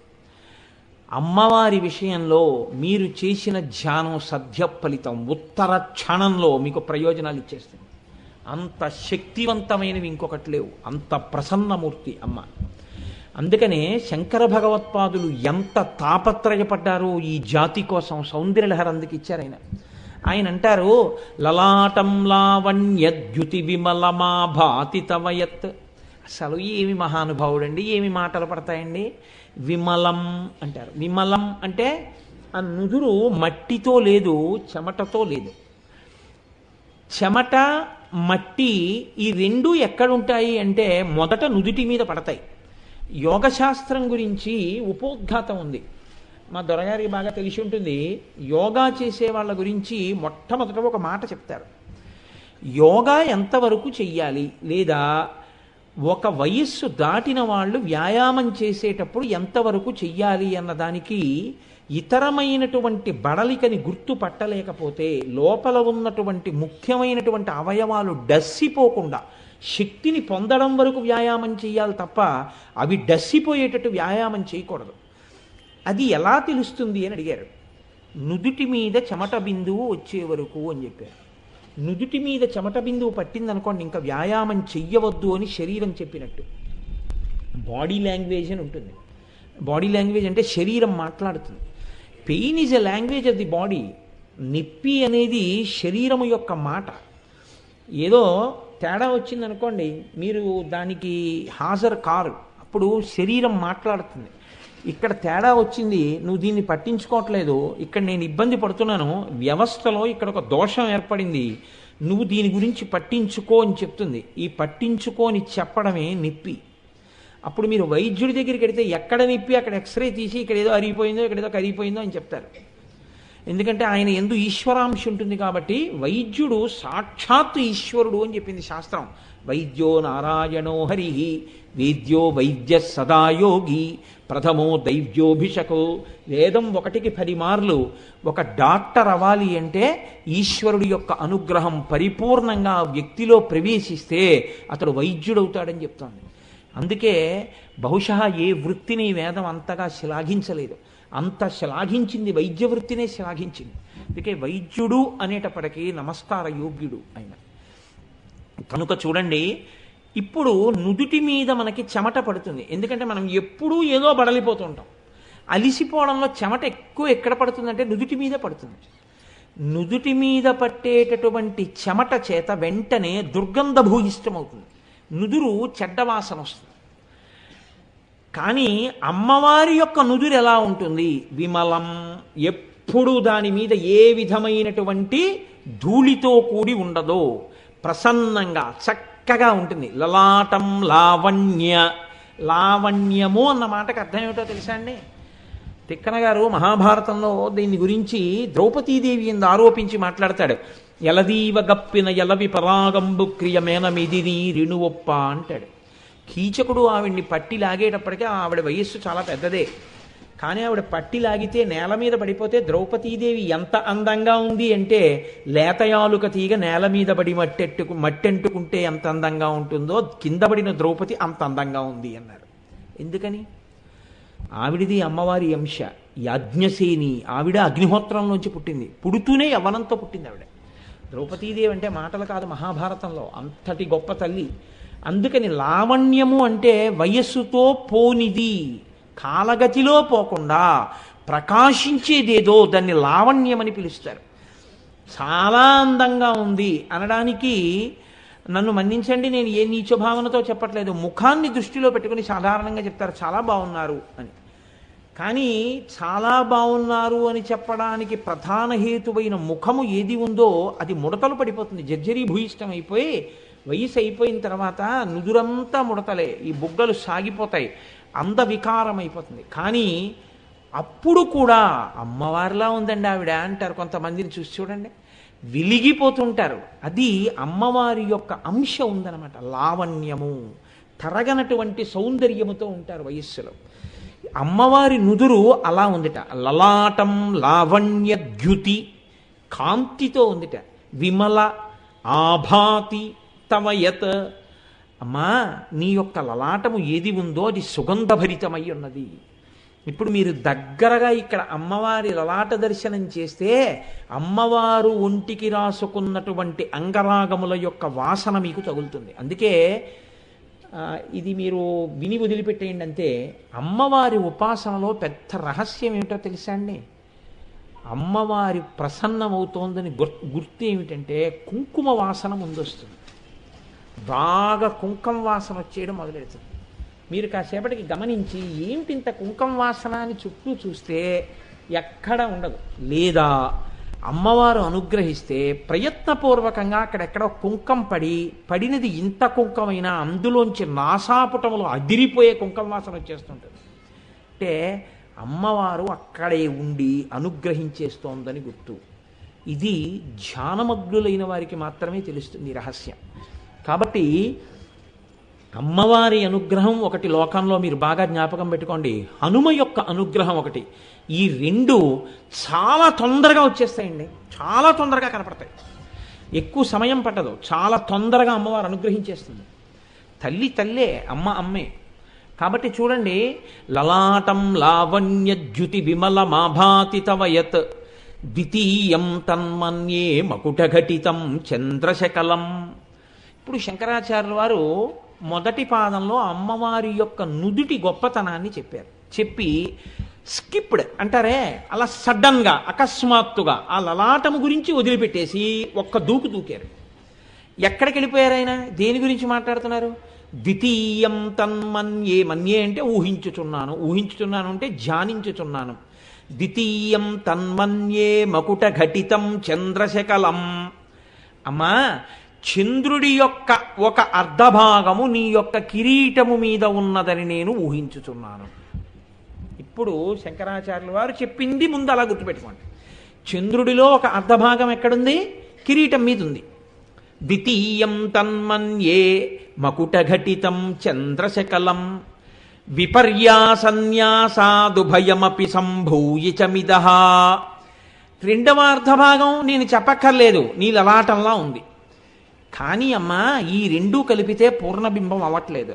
అందుకని ఈ రెండింటినీ విపర్యాసన్యాసాదుభయమపి, ఈ రెండింటినీ తిరగేయాలి, తిరగేసి కలపాలి. కలిపి అంటిస్తే పూర్ణచంద్రబింబం అవుతోంది. ఇది విపర్యాసన్యాసాదుభయమపి సంభూయ చమిదః సుధాలేపస్యూతి పరిణమపి రాకాహిమకరః. ఇలా కానీ ఎవడైనా ఇక్కడ అంటించగలిగితే ఉత్తర క్షణంలో వాడి మీద అమృత బిందువులు పడుతున్నాయి. ఇది శంకరాచార్యుల వారి యొక్క ప్రజ్ఞ. ఇప్పుడు ఆయన చెప్పారా చెప్పలేదా? చెప్పారు, చెప్పలేదు కూడా. పూర్తిగా చెప్పలేదు, పూర్తిగా చెప్పకుండా ఉండలేదు. కానీ దీన్ని మీరు పట్టుకోగలిగారనుకోండి, దీన్ని మీరు పట్టుకోగలిగితే మీకు 3 చంద్ర సంబంధమైన అమ్మవారి దర్శనాలు పూర్తయిపోతాయి ఆ శ్లోకంలో. ఇది ఎలా అయిపోతాయంటే, దీన్ని మీరు ఇంకా బాగా ధ్యానం చేయగలిగితే ఈ లోపలే మీకు అమ్మవారి అనుగ్రహం ఉత్తర క్షణంలో కలుగుతుంది. మీరు ఎక్కడ కూర్చున్నా అలా చేసేయగలిగిన శక్తికి వెళ్ళిపోతారు. అలా చేసి పెద్దలు పరిష్కారములను సాధించారు. అలా చేసి ఒక సమస్య వస్తే ఆ సమస్యకి విరుగుణ్ణి కూడా ఎక్కడి నుంచి వస్తోందో కనిపెట్టేశారు వాళ్ళు. ఒకరి పరితాపమునకు ఉపశాంతి వేరొక చోటు నుంచి ఎక్కడి నుంచి వస్తోందో కనిపెట్టేవారు. మీకు నేను ఒక ఉదాహరణ చెప్తాను. పరమాచార్య స్వామి వారు ఒకనాడు నిలబడి ఉన్నారు. దర్శనం చేసుకున్న వాళ్ళందరూ అదొక అద్వితీయ సౌందర్యం. అద్వితీయ సౌందర్యం అంటే అందరిలా ఉన్న సౌందర్యం కాదు, అమ్మవారి ఉపాసన చేత వచ్చే సౌందర్యం. అది ద్యుతి, కాంతి. అది శరీర సంబంధంగా ఉండదు. ఆ లోపల ఉపాసనా శక్తి విభూతిగా ప్రకటనమవుతూ ఉంటుంది. ఆయన కాంతి చూస్తూ నిలబడి ఉన్నారు. ఇంతలో ఒక ఆడిటర్ గారు ఒక ఆయన దగ్గరికి వచ్చి నమస్కారం చేసి 24 స్వర్ణ మారేడుదలములను ఆయన దగ్గర పెట్టి నమస్కారం చేశారు. పరమాచార్య పుల్లతో తోస్తారు, పుల్లతో తీస్తారు, తని ముట్టుకోరు ఎక్కువ. వాటిని తీసుకుని ఎడం చేతిలో పట్టుకున్నారు. 24 బంగారు మారేడు దళాలను పట్టుకున్నారంటే సాధారణంగా ఎవరికో ఇవ్వడమో ఏదో ఉంటుంది కాబట్టి అందరూ చూస్తున్నారు. ఎవ్వరికి ఇవ్వలేదు. ఓ అరగంట అయిపోయింది, 45 నిమిషాలు అయిపోయింది, గంట అయిపోయింది. ఇంతలో పరమ నిరుపేదలైనటువంటి 24 మంది భక్తులు మహారాష్ట్ర నుంచి వచ్చారు. ఈ 24 దళాలు ఆయన చేతిలో పట్టుకునేటప్పటికీ వాళ్ళు కొన్ని కిలోమీటర్ల దూరంలో ఉన్నారు. ఈయన పట్టుకున్న గంటకి వాళ్ళు వచ్చారు. వచ్చి, మహానుభావ, మీరు ఒకసారి అఖండ భారతాన్ని దర్శనం చేస్తూ మా రాష్ట్రానికి వచ్చారు, మా కుగ్రామం మీదుగా వెళ్ళారు. అప్పుడు మీ దర్శనం చేసుకున్నాం. మళ్ళీ మీ దర్శనం చేసుకోవాలని ఉవ్విళ్ళు ఊరుతున్నాం. మీరు మళ్ళీ ఈ ప్రాంతంలో ఉన్నారని తెలిసి మీ దర్శనానికి వచ్చాం. మళ్ళీ నాళ్ళకి మిమ్మల్ని చూడగలిగాం. మా మనస్సు ఆనందంతో నిండిపోయిందని వాళ్ళకేం తెలియదు. నిరుపేదలు నేల మీద పడి నమస్కారాలు చేశారు. చేసి పాపం అయిపోయింది, వాళ్ళు వచ్చిన పని చూసేశారు, పొంగిపోయారు. అమాయకులైన భక్తులకి కోరికలు ఉండవండి, చూసి వెళ్ళిపోవడానికి వచ్చామంటారు వాళ్ళు. అందుకని వాళ్ళు వెళ్ళిపోతూ అయ్యా, మాకు మీరు అస్తమానం ఇలా రాలేం కదా, మీరు మా దగ్గరికి రాలేరు కదా, మీరు మాకు గుర్తుండిపోవడానికి మాకు ఏదైనా కృప చెయ్యరా అన్నారు. వెంటనే ఎడంచేతిలో ఉన్నవి తీసి ఒక్కొక్కరికి ఒక్కొక్కటి ఇచ్చారు. వచ్చినవి 24, వచ్చిన వాళ్ళు 24. వాళ్ళకి స్వర్ణ మారేడు దళాలు వెళ్ళాయి. ఆ మారేడు దళమే చంద్రశేఖర పరమాచార్య. ఇది అమ్మవారి యొక్క ఉపాసన చేసిన వారి యందు ప్రకాశించేటటువంటి విభూతి. వారు ఆ స్థితిని చేరుకుంటారు. అయిందానికి కాందానికి అలా ఏం వాడరో, ఏమీ తెలియనట్టు ఉంటారు, కానీ ఆ అనుగ్రహాన్ని పొందుతారు అమ్మవారి అనుగ్రహంతో. కాబట్టి శంకర భగవత్పాదులు మనకి మన పరితాపోపశమనము కొరకు ఇవాళ ఒక పెద్ద ప్రయోగం ఆయన ఇస్తున్నారు. లలాటం లావణ్యద్యుతి విమలమా భాతి తవయత్. ఇప్పుడు ఇక్కడ వరకు మీకు బాగా అర్థమైపోయింది కదండి. ఎందుకంటే నేను ముందే అష్టమీ చంద్ర విభ్రాజలేక స్థల శోభిత చెప్పేశాను కాబట్టి అది చెప్పేటప్పుడు మీకు కిరీటం మీద ఉన్న చంద్రరేఖ కూడా నేను చూపించేశాను కాబట్టి ఇప్పుడు చూడండి, అమ్మవారి యొక్క లలాటము ఏ పక్షంలో ఉన్నటువంటి అష్టమి నాటి చంద్రబింబంలా ఉంది? కృష్ణపక్షంలో ఉన్నటువంటి చంద్రబింబంలా ఉంది కాబట్టి ఇలా ఉంది కదండి. ఇలా శంకరాచార్యులు వారు అంటున్నారు, కృష్ణపక్షంలో ఉన్న చంద్రబింబం ఇలా ఉంది. ఆ పైన ద్వితీయం తన్మన్యే మకుట ఘటితం చంద్రశకలం, రెండో పక్షంలో ఉన్నటువంటి చంద్రబింబం కిరీటంలో ఉందంటున్నారు శంకరాచార్యులు వారు. రెండో పక్షం ఏది? కృష్ణపక్షం కాంది, శుక్లపక్షం. కృష్ణపక్షంలో ఇలా ఉంటే శుక్లపక్షంలోది అలా ఉంది. ఇప్పుడు పూర్ణ చంద్రబింబం చేయాలనుకోండి, కృష్ణపక్షంలో ఉన్న అష్టమి నాటి బింబం, శుక్లపక్షంలో ఉన్న అష్టమి నాటి బింబం రెండు ఇలా కలిపేశారనుకోండి, కలిపేస్తే పూర్ణ చంద్రబింబం అయిపోవాలి కదా. కానీ అవుతుందా? అవదు. ఎందుకు అవదు? ఇక్కడ ఇబ్బంది వచ్చింది ఒకటి, ఇంకా నేను లేవక తప్పదేమో. ఇక్కడ ఇలా ఉంది, ఇక్కడ ఇలా ఉంది కదండి ఏమ్మా, ఇక్కడ ఇలా ఉండి ఇక్కడ ఇలా ఉన్నప్పుడు ఈ రెండు అష్టమి నాటి చంద్రబింబాలే అయినా ఈ రెండిటిని మీరు తీసుకొచ్చి ఇలా కలిపితే ఇవి ఇలాగా ఉంది కాబట్టి ఇలా ఎలా అవుతుంది? అవదు. అందుకని శంకరాచార్యుల వారు అన్నారు విపర్యాసన్యాస, ఈ రెండిటిని తిరగేయాలన్నారు. అంటే ఇప్పుడు ఇక్కడ ఉన్నటువంటి చంద్రబింబాన్ని ఇలా తిప్పి చూడాలి, ఇక్కడ ఉన్న చంద్రబింబాన్ని ఇలా తిప్పాలి. ఈ రెండు కలిపారనుకోండి, 4 కోణాలు అంటుకుంటే ఏమైంది? పూర్ణ చంద్రబింబం అమ్మవారి ముఖం అయిపోయిందయా. మీకు అర్థమయ్యేట్టు చెప్పగలిగానేమో అని నేను అనుకుంటున్నాను. విపర్యాసన్యాసాదుభయమపి సంభూయ చమిద. ఇక్కడ వరకు బాగుందండి. ఇప్పుడు మీకు 3 దర్శనాలు అయ్యాయి. ఒకటి కిరీటంలో ఉన్నటువంటి చంద్రరేఖ, ఒకటి లలాటమునందున్న చంద్రరేఖ, 3 రెండిటిని తిరగేసి కలపడం వల్ల వచ్చినటువంటి పూర్ణ చంద్రబింబం. ఒక్క చంద్రుణ్ణి అడ్డు పెట్టి 3 దర్శనాలు శంకరాచార్యుల వారు చేయిస్తున్నారు. ఇప్పుడు చంద్రుణ్ణి రోజు చూడడం మీకు వస్తే మీరు ఈ దర్శనాల్ని లోపల చేయగలుగుతారు ధ్యానంలో. ఇది శంకరాచార్యుల వారు ఈ జాతికి చేస్తున్నటువంటి ఉపకారం. ఇందులో ఆయన అంటున్నారు బానే ఉంది, కానీ ఇలా ఉన్నదాన్ని ఇలా తిప్పావు, ఇలా ఉన్నదాన్ని ఇలా తిప్పావు, ఇప్పుడు ఈ 2 తెచ్చి అంటించావు. ఏం పెట్టి అంటిస్తావు? జిగురు రాస్తావా, లేకపోతే అన్నం ముద్ద నలిపి అంటిస్తావా? ఏం పెట్టి అంటిస్తావు? వచ్చేది అమ్మవారి ముఖం. ఏం పెట్టి అంటిస్తే అంటుకుంటుంది అలాగా? అంటే శంకర్లు అన్నారు సుధాలేపస్యూతి, నువ్వు కొత్తగా జిగురు తేవక్కర్లేదు. ఆ చంద్రబింబంలోంచి అమృతపు చుక్కలు పడుతుంటాయి ఎప్పుడు. ఆ అమృతపు చుక్కే తీసి అంటించేస్తే పూర్ణ చంద్రబింబంలోంచి అమృతంతో అంటుకున్నది ఓడ్డం ఉండదు. అందుకని ఇప్పుడు అమ్మవారి ముఖం పూర్ణచంద్రబింబం అయితే అందులోంచి అమృతం స్రవిస్తూ ఉంటుంది. ఇప్పుడు నువ్వు ఇలా పెట్టానని దగ్గరగా చూడగానే ఈ అమృతం ఎవరి మీద పడింది? నీ మీదే పడింది. పడగానే అమ్మవారి ముఖము నుంచి స్రవించినటువంటి అమృత కిరణముల యందు నువ్వు తడిసిపోయావు. ఈ తడిసిపోతే ఎవడు ధ్యానమునందు అలా తడిసిపోయాడో వాడు ఉత్తర క్షణం ఇక మళ్ళీ సంసారమునందు ప్రవేశించవలసిన అవసరము లేని, ఇక మళ్ళీ జన్మనెత్తవలసినటువంటి అవసరము లేని మోక్షస్థితికి వెళ్ళిపోతున్నాడు. పెద్ద పరితాపం జన్మయే కదండి. ఇక జన్మరాహిత్యం వైపుకి వెళ్ళిపోతున్నాడు.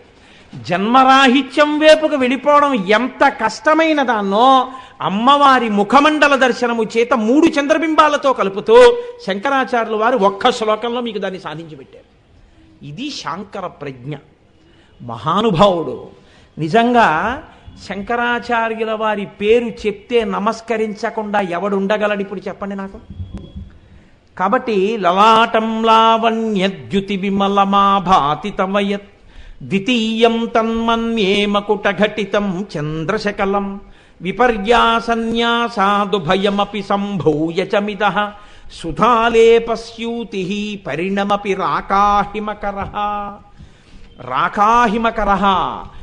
పూర్ణ చంద్రబింబం ఎలా ఉంటుందో అమ్మవారి యొక్క ముఖమండలము అటువంటి పూర్ణ చంద్రుడిలా ప్రకాశిస్తూ మీ మీద అమృతము కురిపిస్తూ చల్లని తల్లి అయి మీకు దర్శనం ఇచ్చినది, ప్రసన్నమూర్తి అయి. అందుకే మనం అంటామే చల్లని తల్లి అండి అమ్మవారు అంటాం. అమ్మవారిని చల్లని తల్లిగా చేశారు శంకరాచార్యుల వారు. ఎలా? 2 చంద్రుడి యొక్క ముక్కలు పట్టుకుని 3 దర్శనాల్లో పూర్ణచంద్రబింబ దర్శనంతో అమ్మవారి ముఖమండల దర్శనమే మీకు చేయించేశారు. ఈ శ్లోకాన్ని ఆధారం చేసుకుని చంద్రబింబాన్ని పరిశీలనం చేస్తూ ఎవడు ధ్యానం చేస్తాడో వాడు మహోత్కృష్టమైనటువంటి స్థితిని పొందుతాడు. అయితే గమ్మత్తు ఏమిటంటే అమ్మవారు సుధాలేపస్యూతి పరిణమపి రాకాహిమకరః. ఆ తల్లి చల్లటి వెన్నెలలు కురిపించేటటువంటి ముఖం ఉన్నటువంటి తల్లి. శంకరాచార్యుల వారి యొక్క ప్రజ్ఞ చాలా గమ్మత్తుగా ఉంటుందండి. ఇంత చల్లతనం ఉన్నటువంటి అమ్మని తనదిగా చేసుకొని ఉన్నటువంటి వాడు కూడా ఇంకా చల్లతనాన్నే కోరుతూ ఉంటాట. దేనివల్ల తెలుసా అండి? ఇప్పటి వరకు ఆవిడ చల్లతనం చెప్తున్నారు, మీరు పొందుతున్న నిష్కారణ దుఃఖాలు, నిష్కారణ వేదనలు, అనవసరపు కోర్కెలు, మీరు పరిగెడుతున్న పరుగులు, మీరంటే మీరు కాదు, నేను మొదటే చెప్పాను, మీరు మహాభక్తులు, మీకు అలా ఉండదు. నాబోటిగాడి గురించి చెప్తున్నాను. నాబోటిగాడు పొందేటటువంటి పరివేదన వల్ల నేను పొందేటటువంటి దుఃఖం, దాంట్లోంచి వచ్చేటటువంటి వేడి, అనవసరపు కోరికలు, దాని వెంట పరుగులు ఎలా ఉంటుందో చెప్తూ ఒక చోట ఒక గమ్మత్తైన శ్లోకం ఇచ్చారు. నాకు ఎంత ఇష్టమో ఆ శ్లోకం అంటే. అందులో అంటారు, మౌళౌ గంగా శశాంకౌ కరచరణతలే భుజంగా, మౌళౌ గంగా శశాంకౌ కరచరణతలే శీతలాంగా భుజంగా, వామే భాగే దయార్ధ్ర హిమగిరి దుహితా చందనం సర్వగాత్రే, యుద్ధం శీతం ప్రభూతం కనక సభానాథ సోడుం క్వశక్తి, చిత్తే నిర్వేదతస్తే యది భవతి నతే నిత్యవాసో మదీయే. శంకర, నీకేమో నెత్తి మీద రెండున్నాయి, ఒకటి చంద్రవంక, ఇంకొకటి గంగ. ఈ రెండూ చాలా చల్లటివే. చంద్రుడు చల్లగా ఉంటాడు, గంగా చల్లగా ఉంటుంది. ఈ గంగ చల్లతనంగా ఉండడం అనేటటువంటి దాన్ని ఆధారం చేసుకుని బాలమురళీకృష్ణ గారు పరమశివుడు నిద్రపోయి లేస్తే ఎలా ఉంటుందో ఊహ చేసి సుప్రభాతం చేశారు ఆయన. చాలా గమ్మత్తుగా ఉంటుంది ఆయన చేసినటువంటి ఆ సుప్రభాతంలో. శంకరుడు పడుకుని నిద్రపోతున్నట్ట. నిజంగా నిద్రపోతాడా అంటే ఆయన మన్యే ఊహించారు. పరమశివుడు పడుకుని నిద్రపోతున్నట్ట. నిద్రపోతుంటే ముందు యజమాని లేవాలా, యజమానురాలు లేవాలా అంటే యజమానురాలు లేస్తుంది, యజమాని కాదు లేచేది. అందుకని ఆవిడ లేచింది ముందు. లేచి ఇల్లంతా చక్కబెట్టుకుంది. ఆయన లేస్తాడు, ఏదో పూజ అంటాడు, పునస్కారం అంటాడు, అన్ని ఏర్పాట్లు చేసింది. ఈవిడ లేచిన తర్వాత ఎప్పుడైతే అమ్మ లేచిందో, ఒరే లేచి వేదం చదువుకోండి, ఒరే లేచి స్తోత్రాలు చదువుకోండి అని పిల్లలిద్దరినీ కూడా లేపింది. పెద్ద సంసారం కదండి, ఆద్య కుటుంబిని, మొదట కుటుంబం వాళ్ళదే మరి. అందుకని వాళ్ళు మనలాగే పిల్లల్ని లేపాలి. అమ్మవారిద్దరినీ లేపి వినాయకుడిని సుబ్రహ్మణ్యుడిని కూర్చోబెట్టి చదువుకోమంది. ఇద్దరు చెరోగోడ దగ్గర దర్భాసనాలు వేసుకుని చదువుకుంటున్నారు వేదం. చదువుకుంటుండగా ఇంత వేళయింది ఇంకా పడుకున్నారేమిటినా అని ఆయన్ని లేపుదామని ఆవిడ గదిలోకి వెళ్ళింది. నాన్నగారు నిద్రలేస్తున్నారని చెప్పి పిల్లలిద్దరూ వేదం పుస్తకాలు పక్కనెట్టేసి వీళ్ళు కూడా అమ్మ వెనకాతలే పవిటకం కట్టుకుని వెళ్ళారు. హంసతూలికా తల్పం మీద పడుకుని ఉన్నాడు శంకర్. అమ్మవారు వెళ్ళి ఇలా తట్టి లేవండి లేవండి అంద కదా. అలా పర్యంకం పక్కన తిరుగుతూ ఏదో పని చూసుకుంటూ, ఏమండి చాలా తెల్లవారిపోయింది ఇంకా ఏమిటి పడుకున్నారు అని ఏదో మాట్లాడుతోంది ఆవిడ అటు తిరిగి. ఈలోగా పెద్దవాడు వినాయకుడు, పెద్దవాడే, అమ్మో తండ్రి గారు లేస్తారని గబగబా తండ్రి గారి పాదాల దగ్గర నించున్నాడు. నాన్నగారు లేవగానే కాళ్ళు పట్టుకున్నాడు. చిన్నవాడే కదండి, అమాయకుడు వాడు, ఇంకా నిన్న మొన్న పుట్టినవాడు. అందుకని సుబ్రహ్మణ్యుడు మాత్రం ఏం చేశాడంటే శంకరుడు పడుకునేటటువంటి తలగడా దగ్గర ఎక్కి కూర్చున్నట్టు. కూర్చుంటే ఇప్పుడు ఆయనకు చిత్రమైన బుద్ధి పుట్టింది. నాన్నగారు పడుకున్నారు కదా అని నాన్నగారి మూడో కంటి దగ్గర చెయ్యట్టేట్టు. వెచ్చగా తగిలింది అగ్నిహోత్రం. ఇప్పుడు వేడిగా ఉంది. మనం చూడండి, నిప్పుల కుంపటి దగ్గరికి వెళ్ళి, ఇప్పుడు లేవు కుంపట్లు కానీ మా చిన్నతనంలో ఉండేవి, కుంపటి దగ్గర ఇలా చెయ్యడితే సెగకి వేడెక్కేది. చలికాలంలో గొంతు కూర్చుని ఆ వేడి ఇలా నుదురు మీద, ఇలా కళ్ళ మీద, ఇలా ముక్కుల మీద పెట్టుకుని, ఎవరే నా బొగ్గలు ఎంత వేడెక్కాయో, నా నుదురు ఎంత వేడెక్కిందో అనుకుంటూ ఉండేవాళ్ళం. అలా మూడో కంటి మీద చెయ్యెట్టేవట, వేడిగా ఉండేదిట. గంగ మీద చెయ్యెట్టేవట, చల్లగా ఉండేదిట. నాన్నగారి మూడో కంటి మీద చెయ్యట్ట, నాన్నగారి గంగలో చెయ్యట్ట, ఇలా తల మీద మూడో కంటి మీద పెట్టి ఆడుకుంటున్నట్ట. ఇంతలో అమ్మవారు ఇడి తిరిగి వచ్చి చూసి, ఉరే ఏమిట్రా ఆటలు, నాన్నగారు పడుకుంటాను లే, అలా ఆడచ్చా, అన్న ఇలా చక్కగా వెళ్ళి కాళ్ళ దగ్గర నుంచో నాన్నగారు లేస్తారు అందిట. అనేటప్పటికే పరమశివుడు ఇలా కళ్ళు విప్పేట ప్రసన్నుడై. ఆయన ఒక్కసారి లేచి ఒళ్ళు విరుచుకున్నాడు. మరి నిద్ర లేవగానే ఎవరైనా విరుచుకోవాలి కదండి. ఆయన విరుచుకుంటే ఆయనకు అలవాటు ఉంది, పాశంచ ఘంటాం, నడుం చుట్టూ గంటలు కట్టుంటాయి.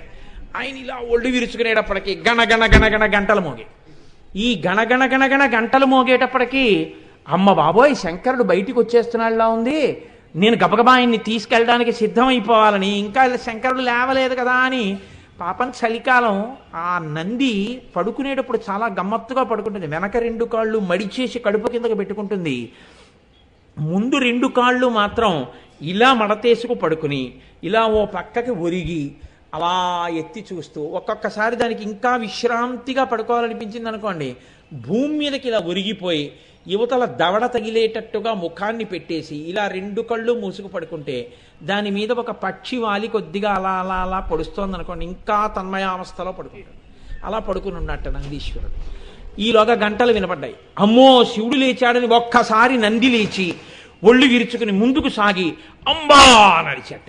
ఈ అరుపు విని నెమలనుకుందిట, అయ్య బాబోయ్ ఎక్కడో మేఘాలు ధ్వని చేస్తున్నాయి, మేఘం ధ్వని చేస్తే నెమలి కదా, అందుకని ఆ మేఘ ధ్వని వినబడేటప్పటికి నాట్యం చేయాలి. నెమలి లేచి నాట్యం మొదలెట్టింది. ఇంతకీ ఇదంతా అల్లరంతా ఏమిటి అంటే, పరమశివుడు హిమాలయాల్లో కైలాసంలో నిద్రలేస్తుంటే ఇలా ఉంటుందని ఊహించి ఆయన సుప్రభాతం చేశారు బాలమురళీకృష్ణ గారు. సరే అదొక సందడి అనుకోండి, ఇప్పుడు మళ్ళీ అక్కడితో చాలు, ఇంకా అంతకన్నా వెళ్ళిపోతే ఇంకా సౌందర్యలహరి లలితా సహస్రంలోంచి బాలమురళీకృష్ణ గారి సుప్రభాతం ఇంకా దానికి ఒక అంతు పంతు లేకుండా వెళ్ళిపోతుంది. కాబట్టి ఇంతకీ నేను మీకు ఈ విషయాన్ని దేనికి మనవి చేయవలసి వచ్చింది అంటే, పరమశివుడు యొక్క తల మీద మౌళో గంగా శశాంకౌ, ఆయన తల మీద గంగ ఉంది, చంద్రబింబం ఉంది, తల చల్లగా ఉంటుంది.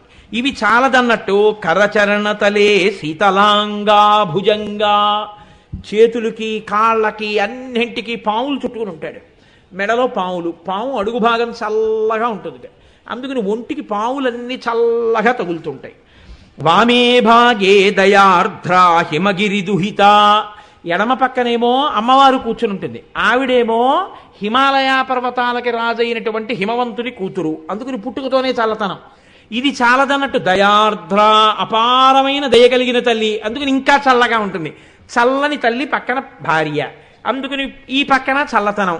చందనం సర్వగాత్రే, ఒంటి నిండా చందనం రాసేశారు కాబట్టి ఒంటి నిండా చల్లతనం.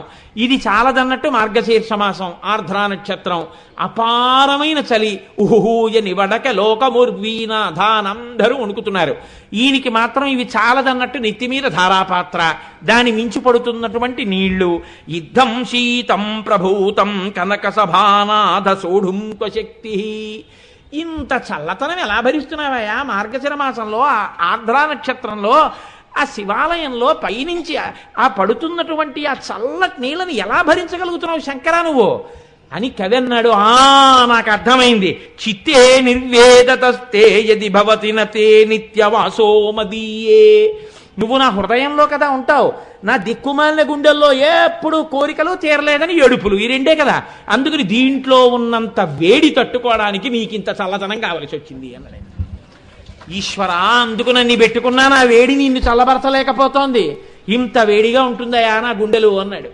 కాబట్టి అమ్మవారి యొక్క చల్లతనం సుధాలేపస్యూతి రాకాహిమగిరి సుత. ఆ తల్లి ఎంత చల్లటి ముఖమండలాన్ని కలిగి ఉంటుంది అంటే, అందులోంచి వచ్చేటటువంటి అమృత బిందువులు మన యొక్క మనస్సుల్ని చల్లబరిచి మన యొక్క పరితాపమును ఉపశాంతి కలగచేస్తాయి.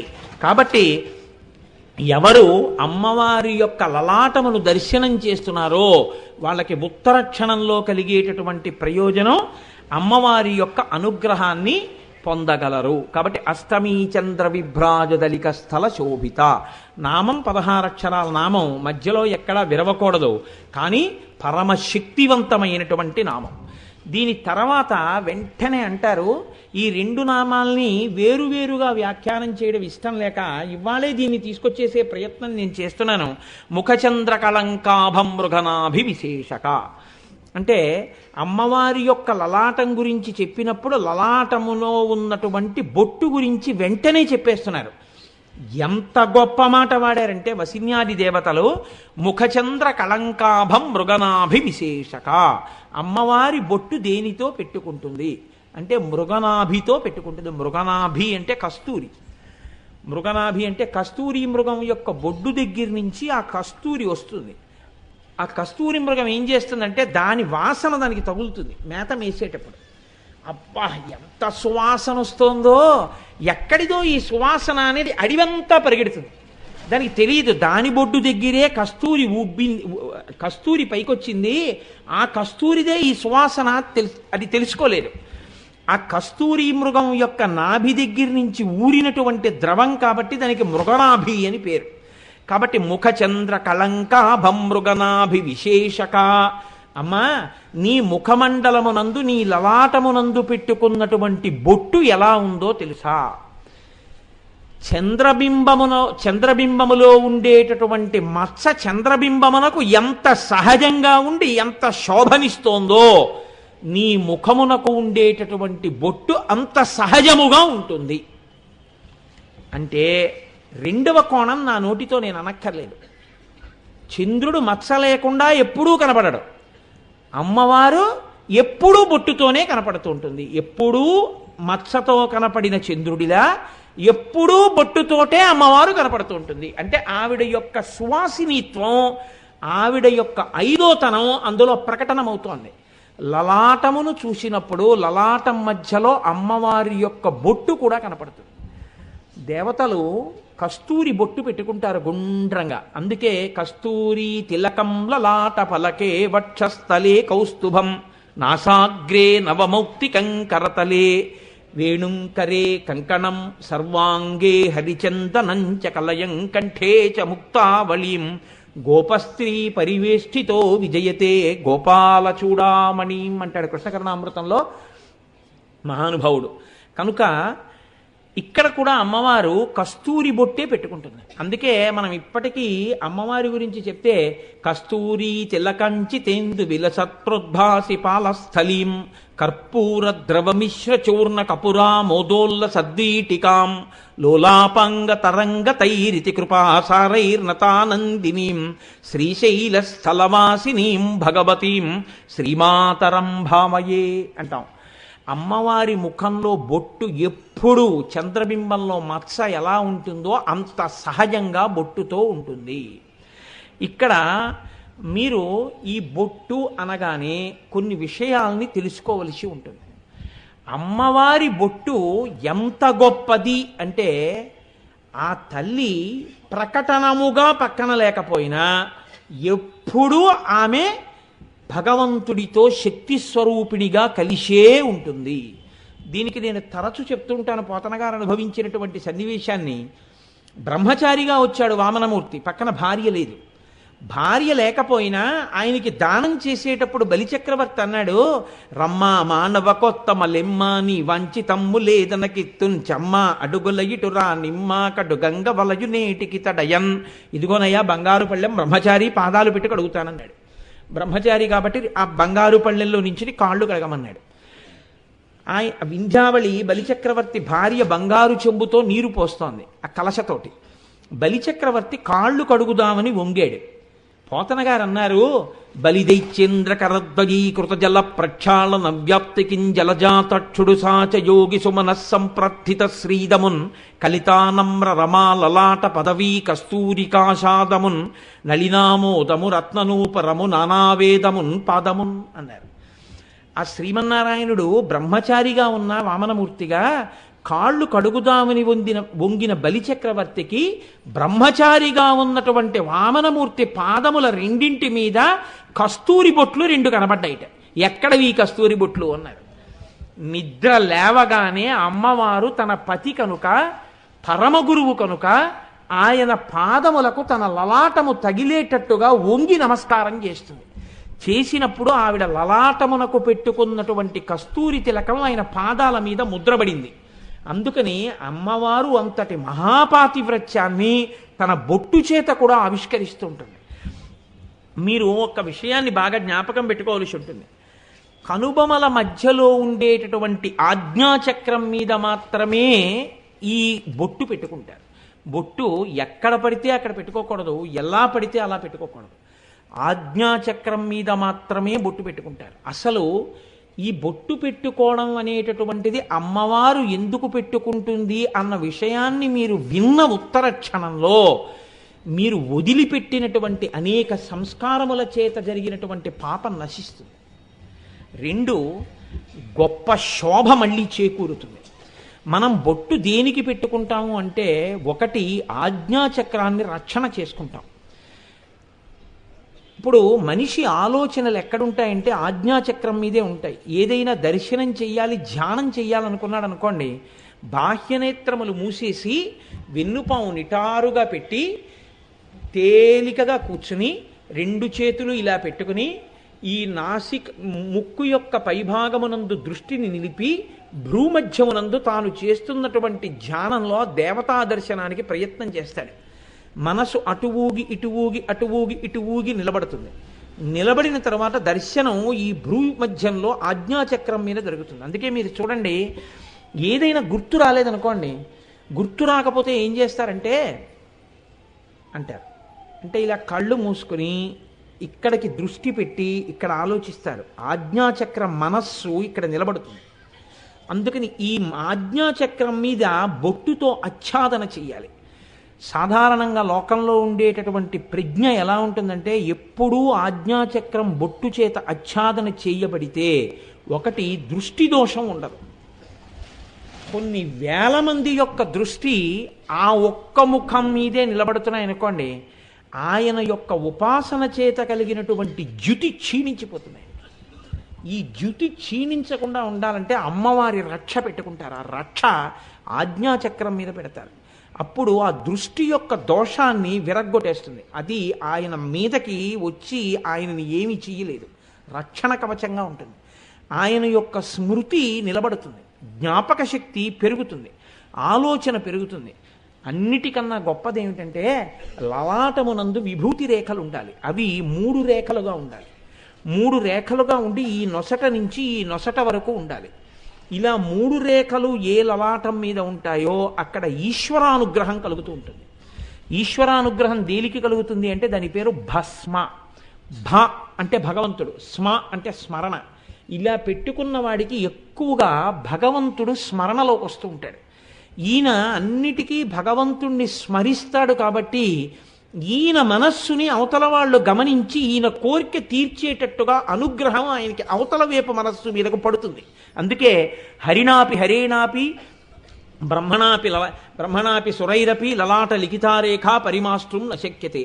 లలాటం మీద రాసిన గీత మారదంటారు. కానీ మన వాళ్ళు ఎందుకు బొట్టు పెట్టుకోమంటారంటే, ప్రతిరోజు విభూతి చేత ఆచ్ఛాదింపబడి బొట్టు పెట్టుకుంటే అలా బొట్టు పెట్టుకోవడం వల్ల అమ్మవారి యొక్క అనుగ్రహం ఆజ్ఞాచక్రం మీదకి వస్తుంది.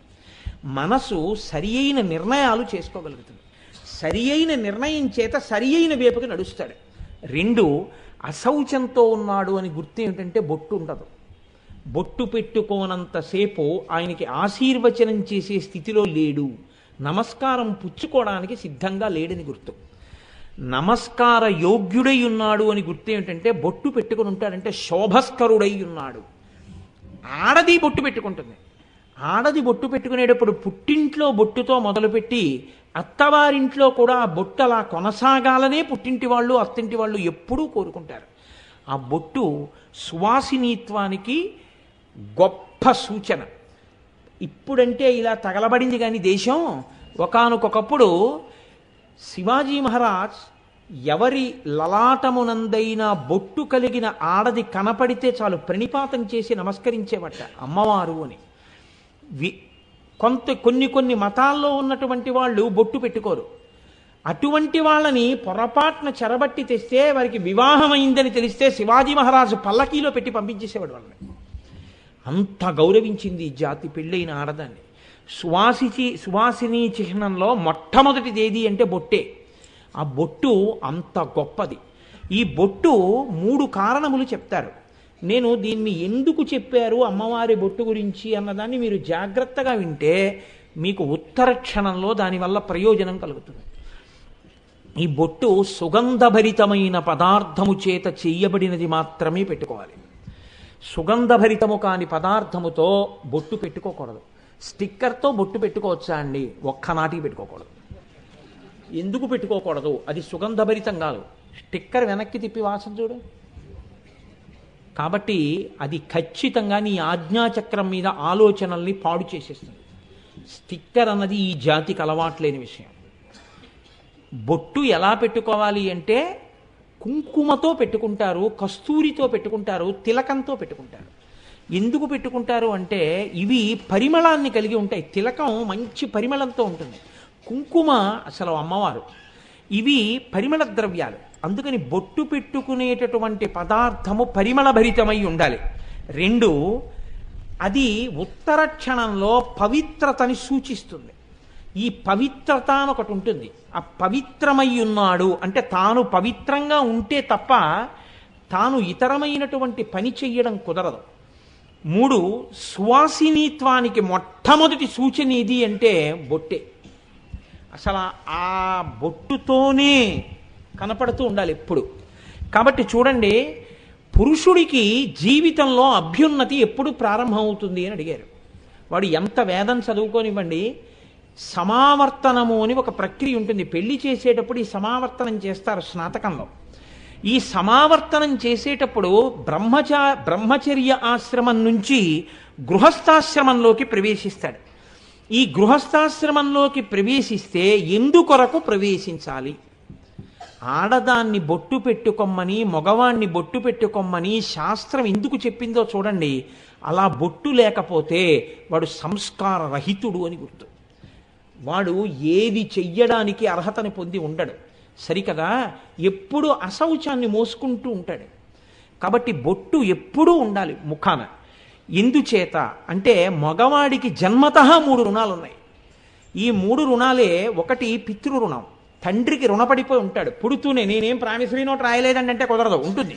తండ్రి గారికి రుణం. 2 దేవతలకి రుణం, దేవతలకి రుణపడి ఉంటాడు. 3 ఋషులకి రుణం. ఈ 3 రుణాలు ఉంటాయి. ఈ 3 రుణములను పురుషుడు తనంత తాను తీర్చుకొనలేడు. మీరు బాగా జ్ఞాపకం పెట్టుకోండి. పురుషుడు తాను తీర్చుకోలేడు. ఎవరి వలన తీర్చుకోగలడు?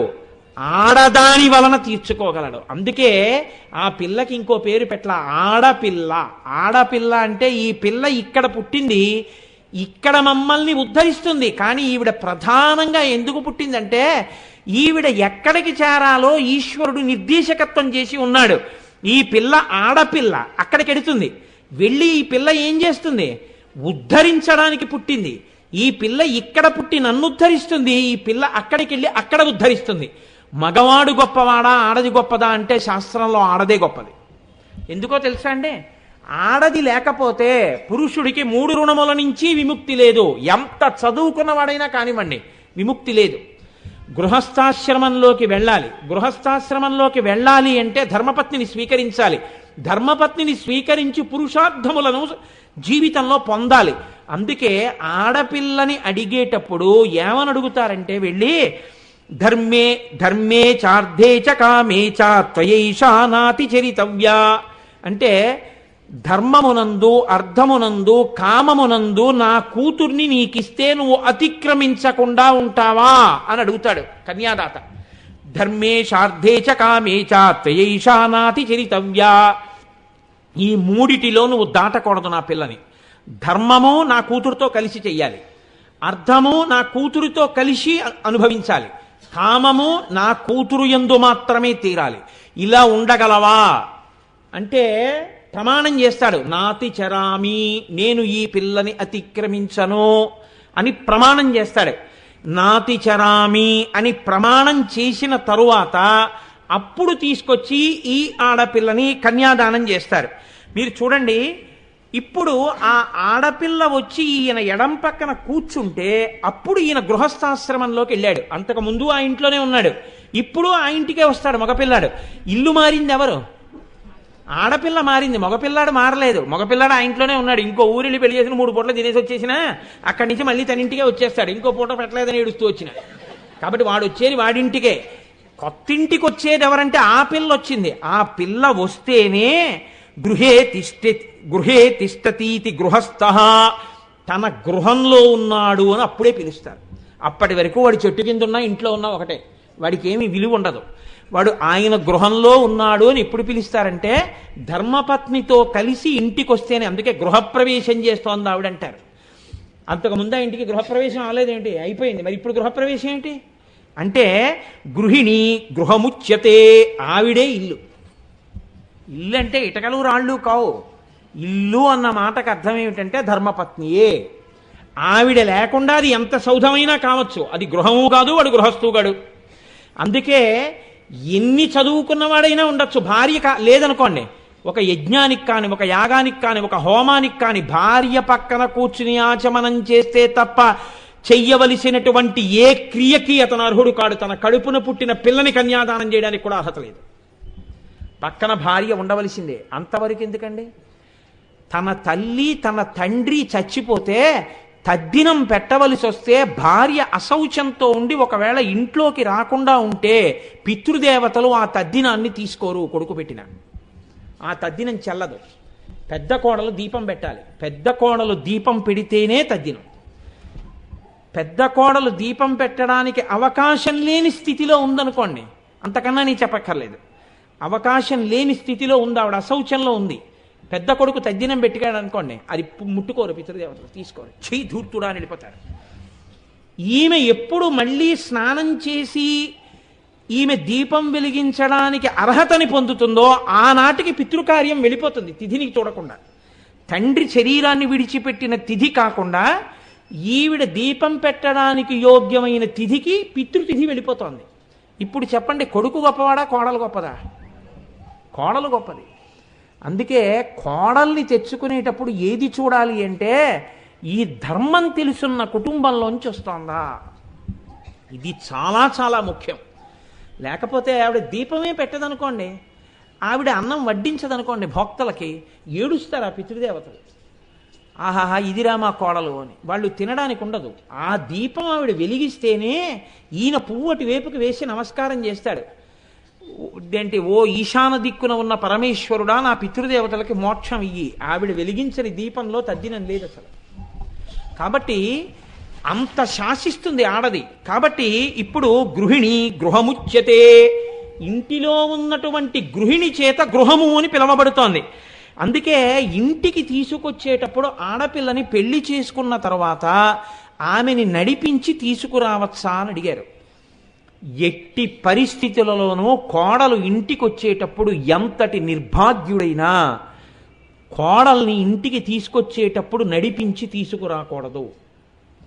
పెళ్లి పీటల మీద కూడా నడిపించి తీసుకురాకూడదండి. ఆడపిల్ల నడిచి పెళ్లి పీటల మీదకి రాకూడదు. ఎందుకని? ఆమెని లక్ష్మిగా దానం చేస్తున్నారు మీరు. లక్ష్మే నడిచొస్తే, ఆవిడకే వాహనం లేకపోతే, ఆవిడ్నే వహించేవాళ్ళు లేకపోతే, ఆవిడికే పవిత్రత లేకపోతే, ఆవిడికే వైభవం లేకపోతే ఆవిడ నిన్నేం ఉద్ధరిస్తుంది? ఇంకా నీ ఇంటి లక్ష్మే ఉంటి. అందుకని బావగారు బతక్కోరుతాడు ఎప్పుడు బావమరిది.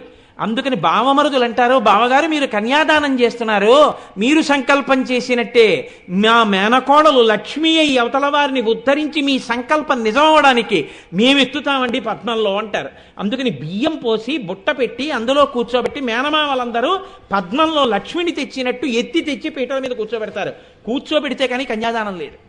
ఏమంటే ఇన్నాళ్ళు నడిచింది ఆ పిల్ల నడవలేదు ఏంటంటే బొట్టలో ఎందుకు అనకూడదు. అది ఎంత గౌరవం ఇచ్చిందో చూడండి వేదం. వివాహం అయిపోయింది, గృహప్రవేశం చేయిస్తున్నారు, అత్తవారింటికి తీసుకెడుతున్నారు. తీసుకెళ్లేటప్పుడు ఆడపిల్లని కోడల్ని మామగారు చెయ్యవలసిన పరమ మర్యాద ఏమి? వాహనం మీద తీసుకెళ్ళాలి. 50 మంది మధ్యలో ఇరక కూర్చోబెట్టి తీసుకెళ్ళకూడదు. చాలా చక్కగా సంతోషంగా కూర్చుని వెళ్ళేటట్టుగా తీసుకెళ్ళాలి. తీసుకువెళ్ళేటప్పుట ఒక విషయం చెప్తారు, గృహాన్ గచ్చ గృహపత్ని యథాసో వశినీత్వం విధదమావదాసి గృహాధిపతివై మంచి కార్యములను చేయింపుమో అని అడుగుతాడు. ఆ మంత్రంతో చెప్పేటప్పుడు అడుగు కుడికాలు పెట్టమ్మా అంటారు. భర్త అంటాడు ఆవిడ్ని లోపలికి పిలుస్తూ, గృహాన్ గచ్చ గృహపత్ని యథాసో వశినీత్వం విధదమావదాసి, ఇక నుంచి ఈ ఇంటి యజమానురాలువి నీవు పక్కన లేనిదే నేను చెయ్యగలిగినది లేదు. నేను ఎక్కడో కొడుకుని కంటే నా పితృరుణం తీరదు, ఈవిడ వలన కొడుకుని కంటేనే నా పితృరుణం తీరుతుంది తప్ప భ్రష్టుడనైపోతాను కూడా. వేరొక చోట నా కామము ప్రచోదనమైతే నా పితృరుణం నీ వల్లే తీరాలి.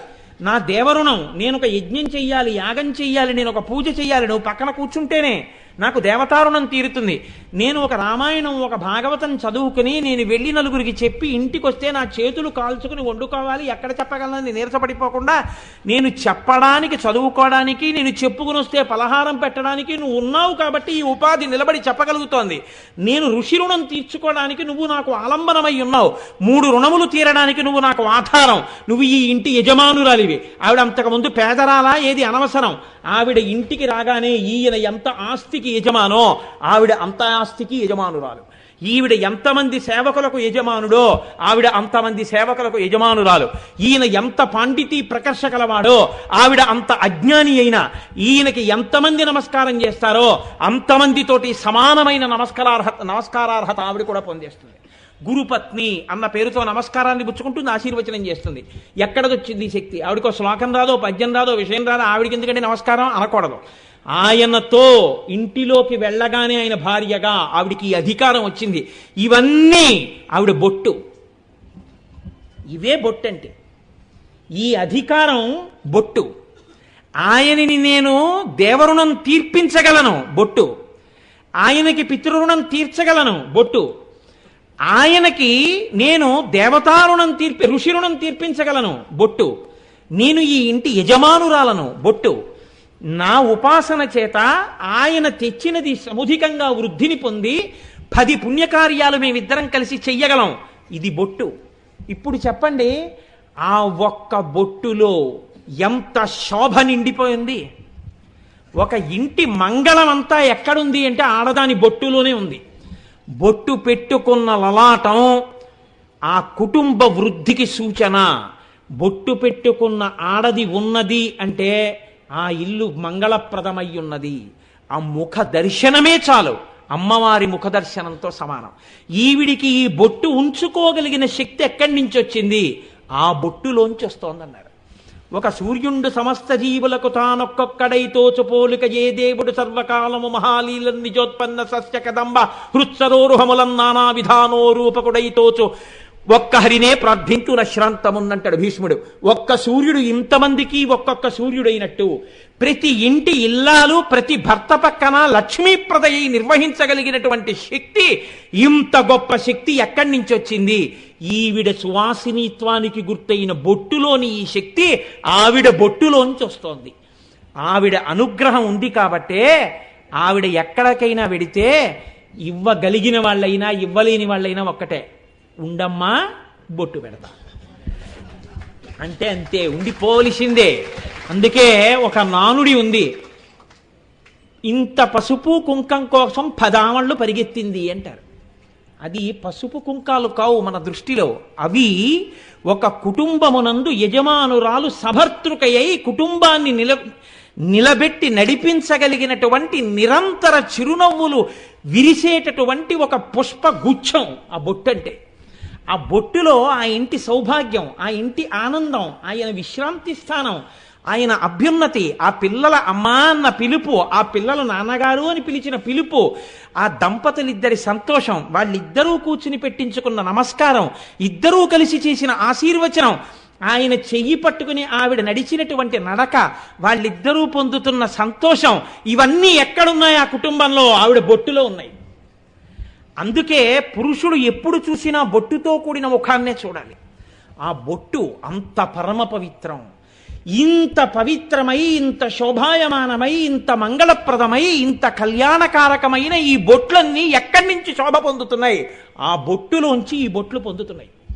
అందుకనమ్మా, నీ లలాటమునందు పెట్టుకున్న కస్తూరి తిలకమున్నదే, దాన్ని దర్శించిన వాడు ఉత్తర క్షణంలో ఈ ప్రయోజనాన్ని పొందుతున్నాడు. అందుకే పిల్లకి పెళ్లి చేసేటప్పుడు ముందు గౌరీ తపస్సు చేయిస్తారు, ఇంకొకటి ఉండదు. ఆ గౌరీ తపస్సు చేయించేటప్పుడు ఆడపిల్ల ముందు ఏ వేలు కుంకంలో పెట్టాలో, ఎలా అమ్మవారికి బొట్టు పెట్టాలో, బొట్టు పెట్టి కూర్చుని చక్కగా కుంకుమార్చన చెయ్యాలి. ఏ వేళ్లతో కుంకం పట్టుకోవాలో, ఎలా వెయ్యాలో నేర్పుకోవాలి తల్లి తండ్రి. ఇక్కడ చేసిన పూజే రేపు ఆడపిల్ల అయి అక్కడ వైభవాన్ని నిర్ణయం చేస్తుంది.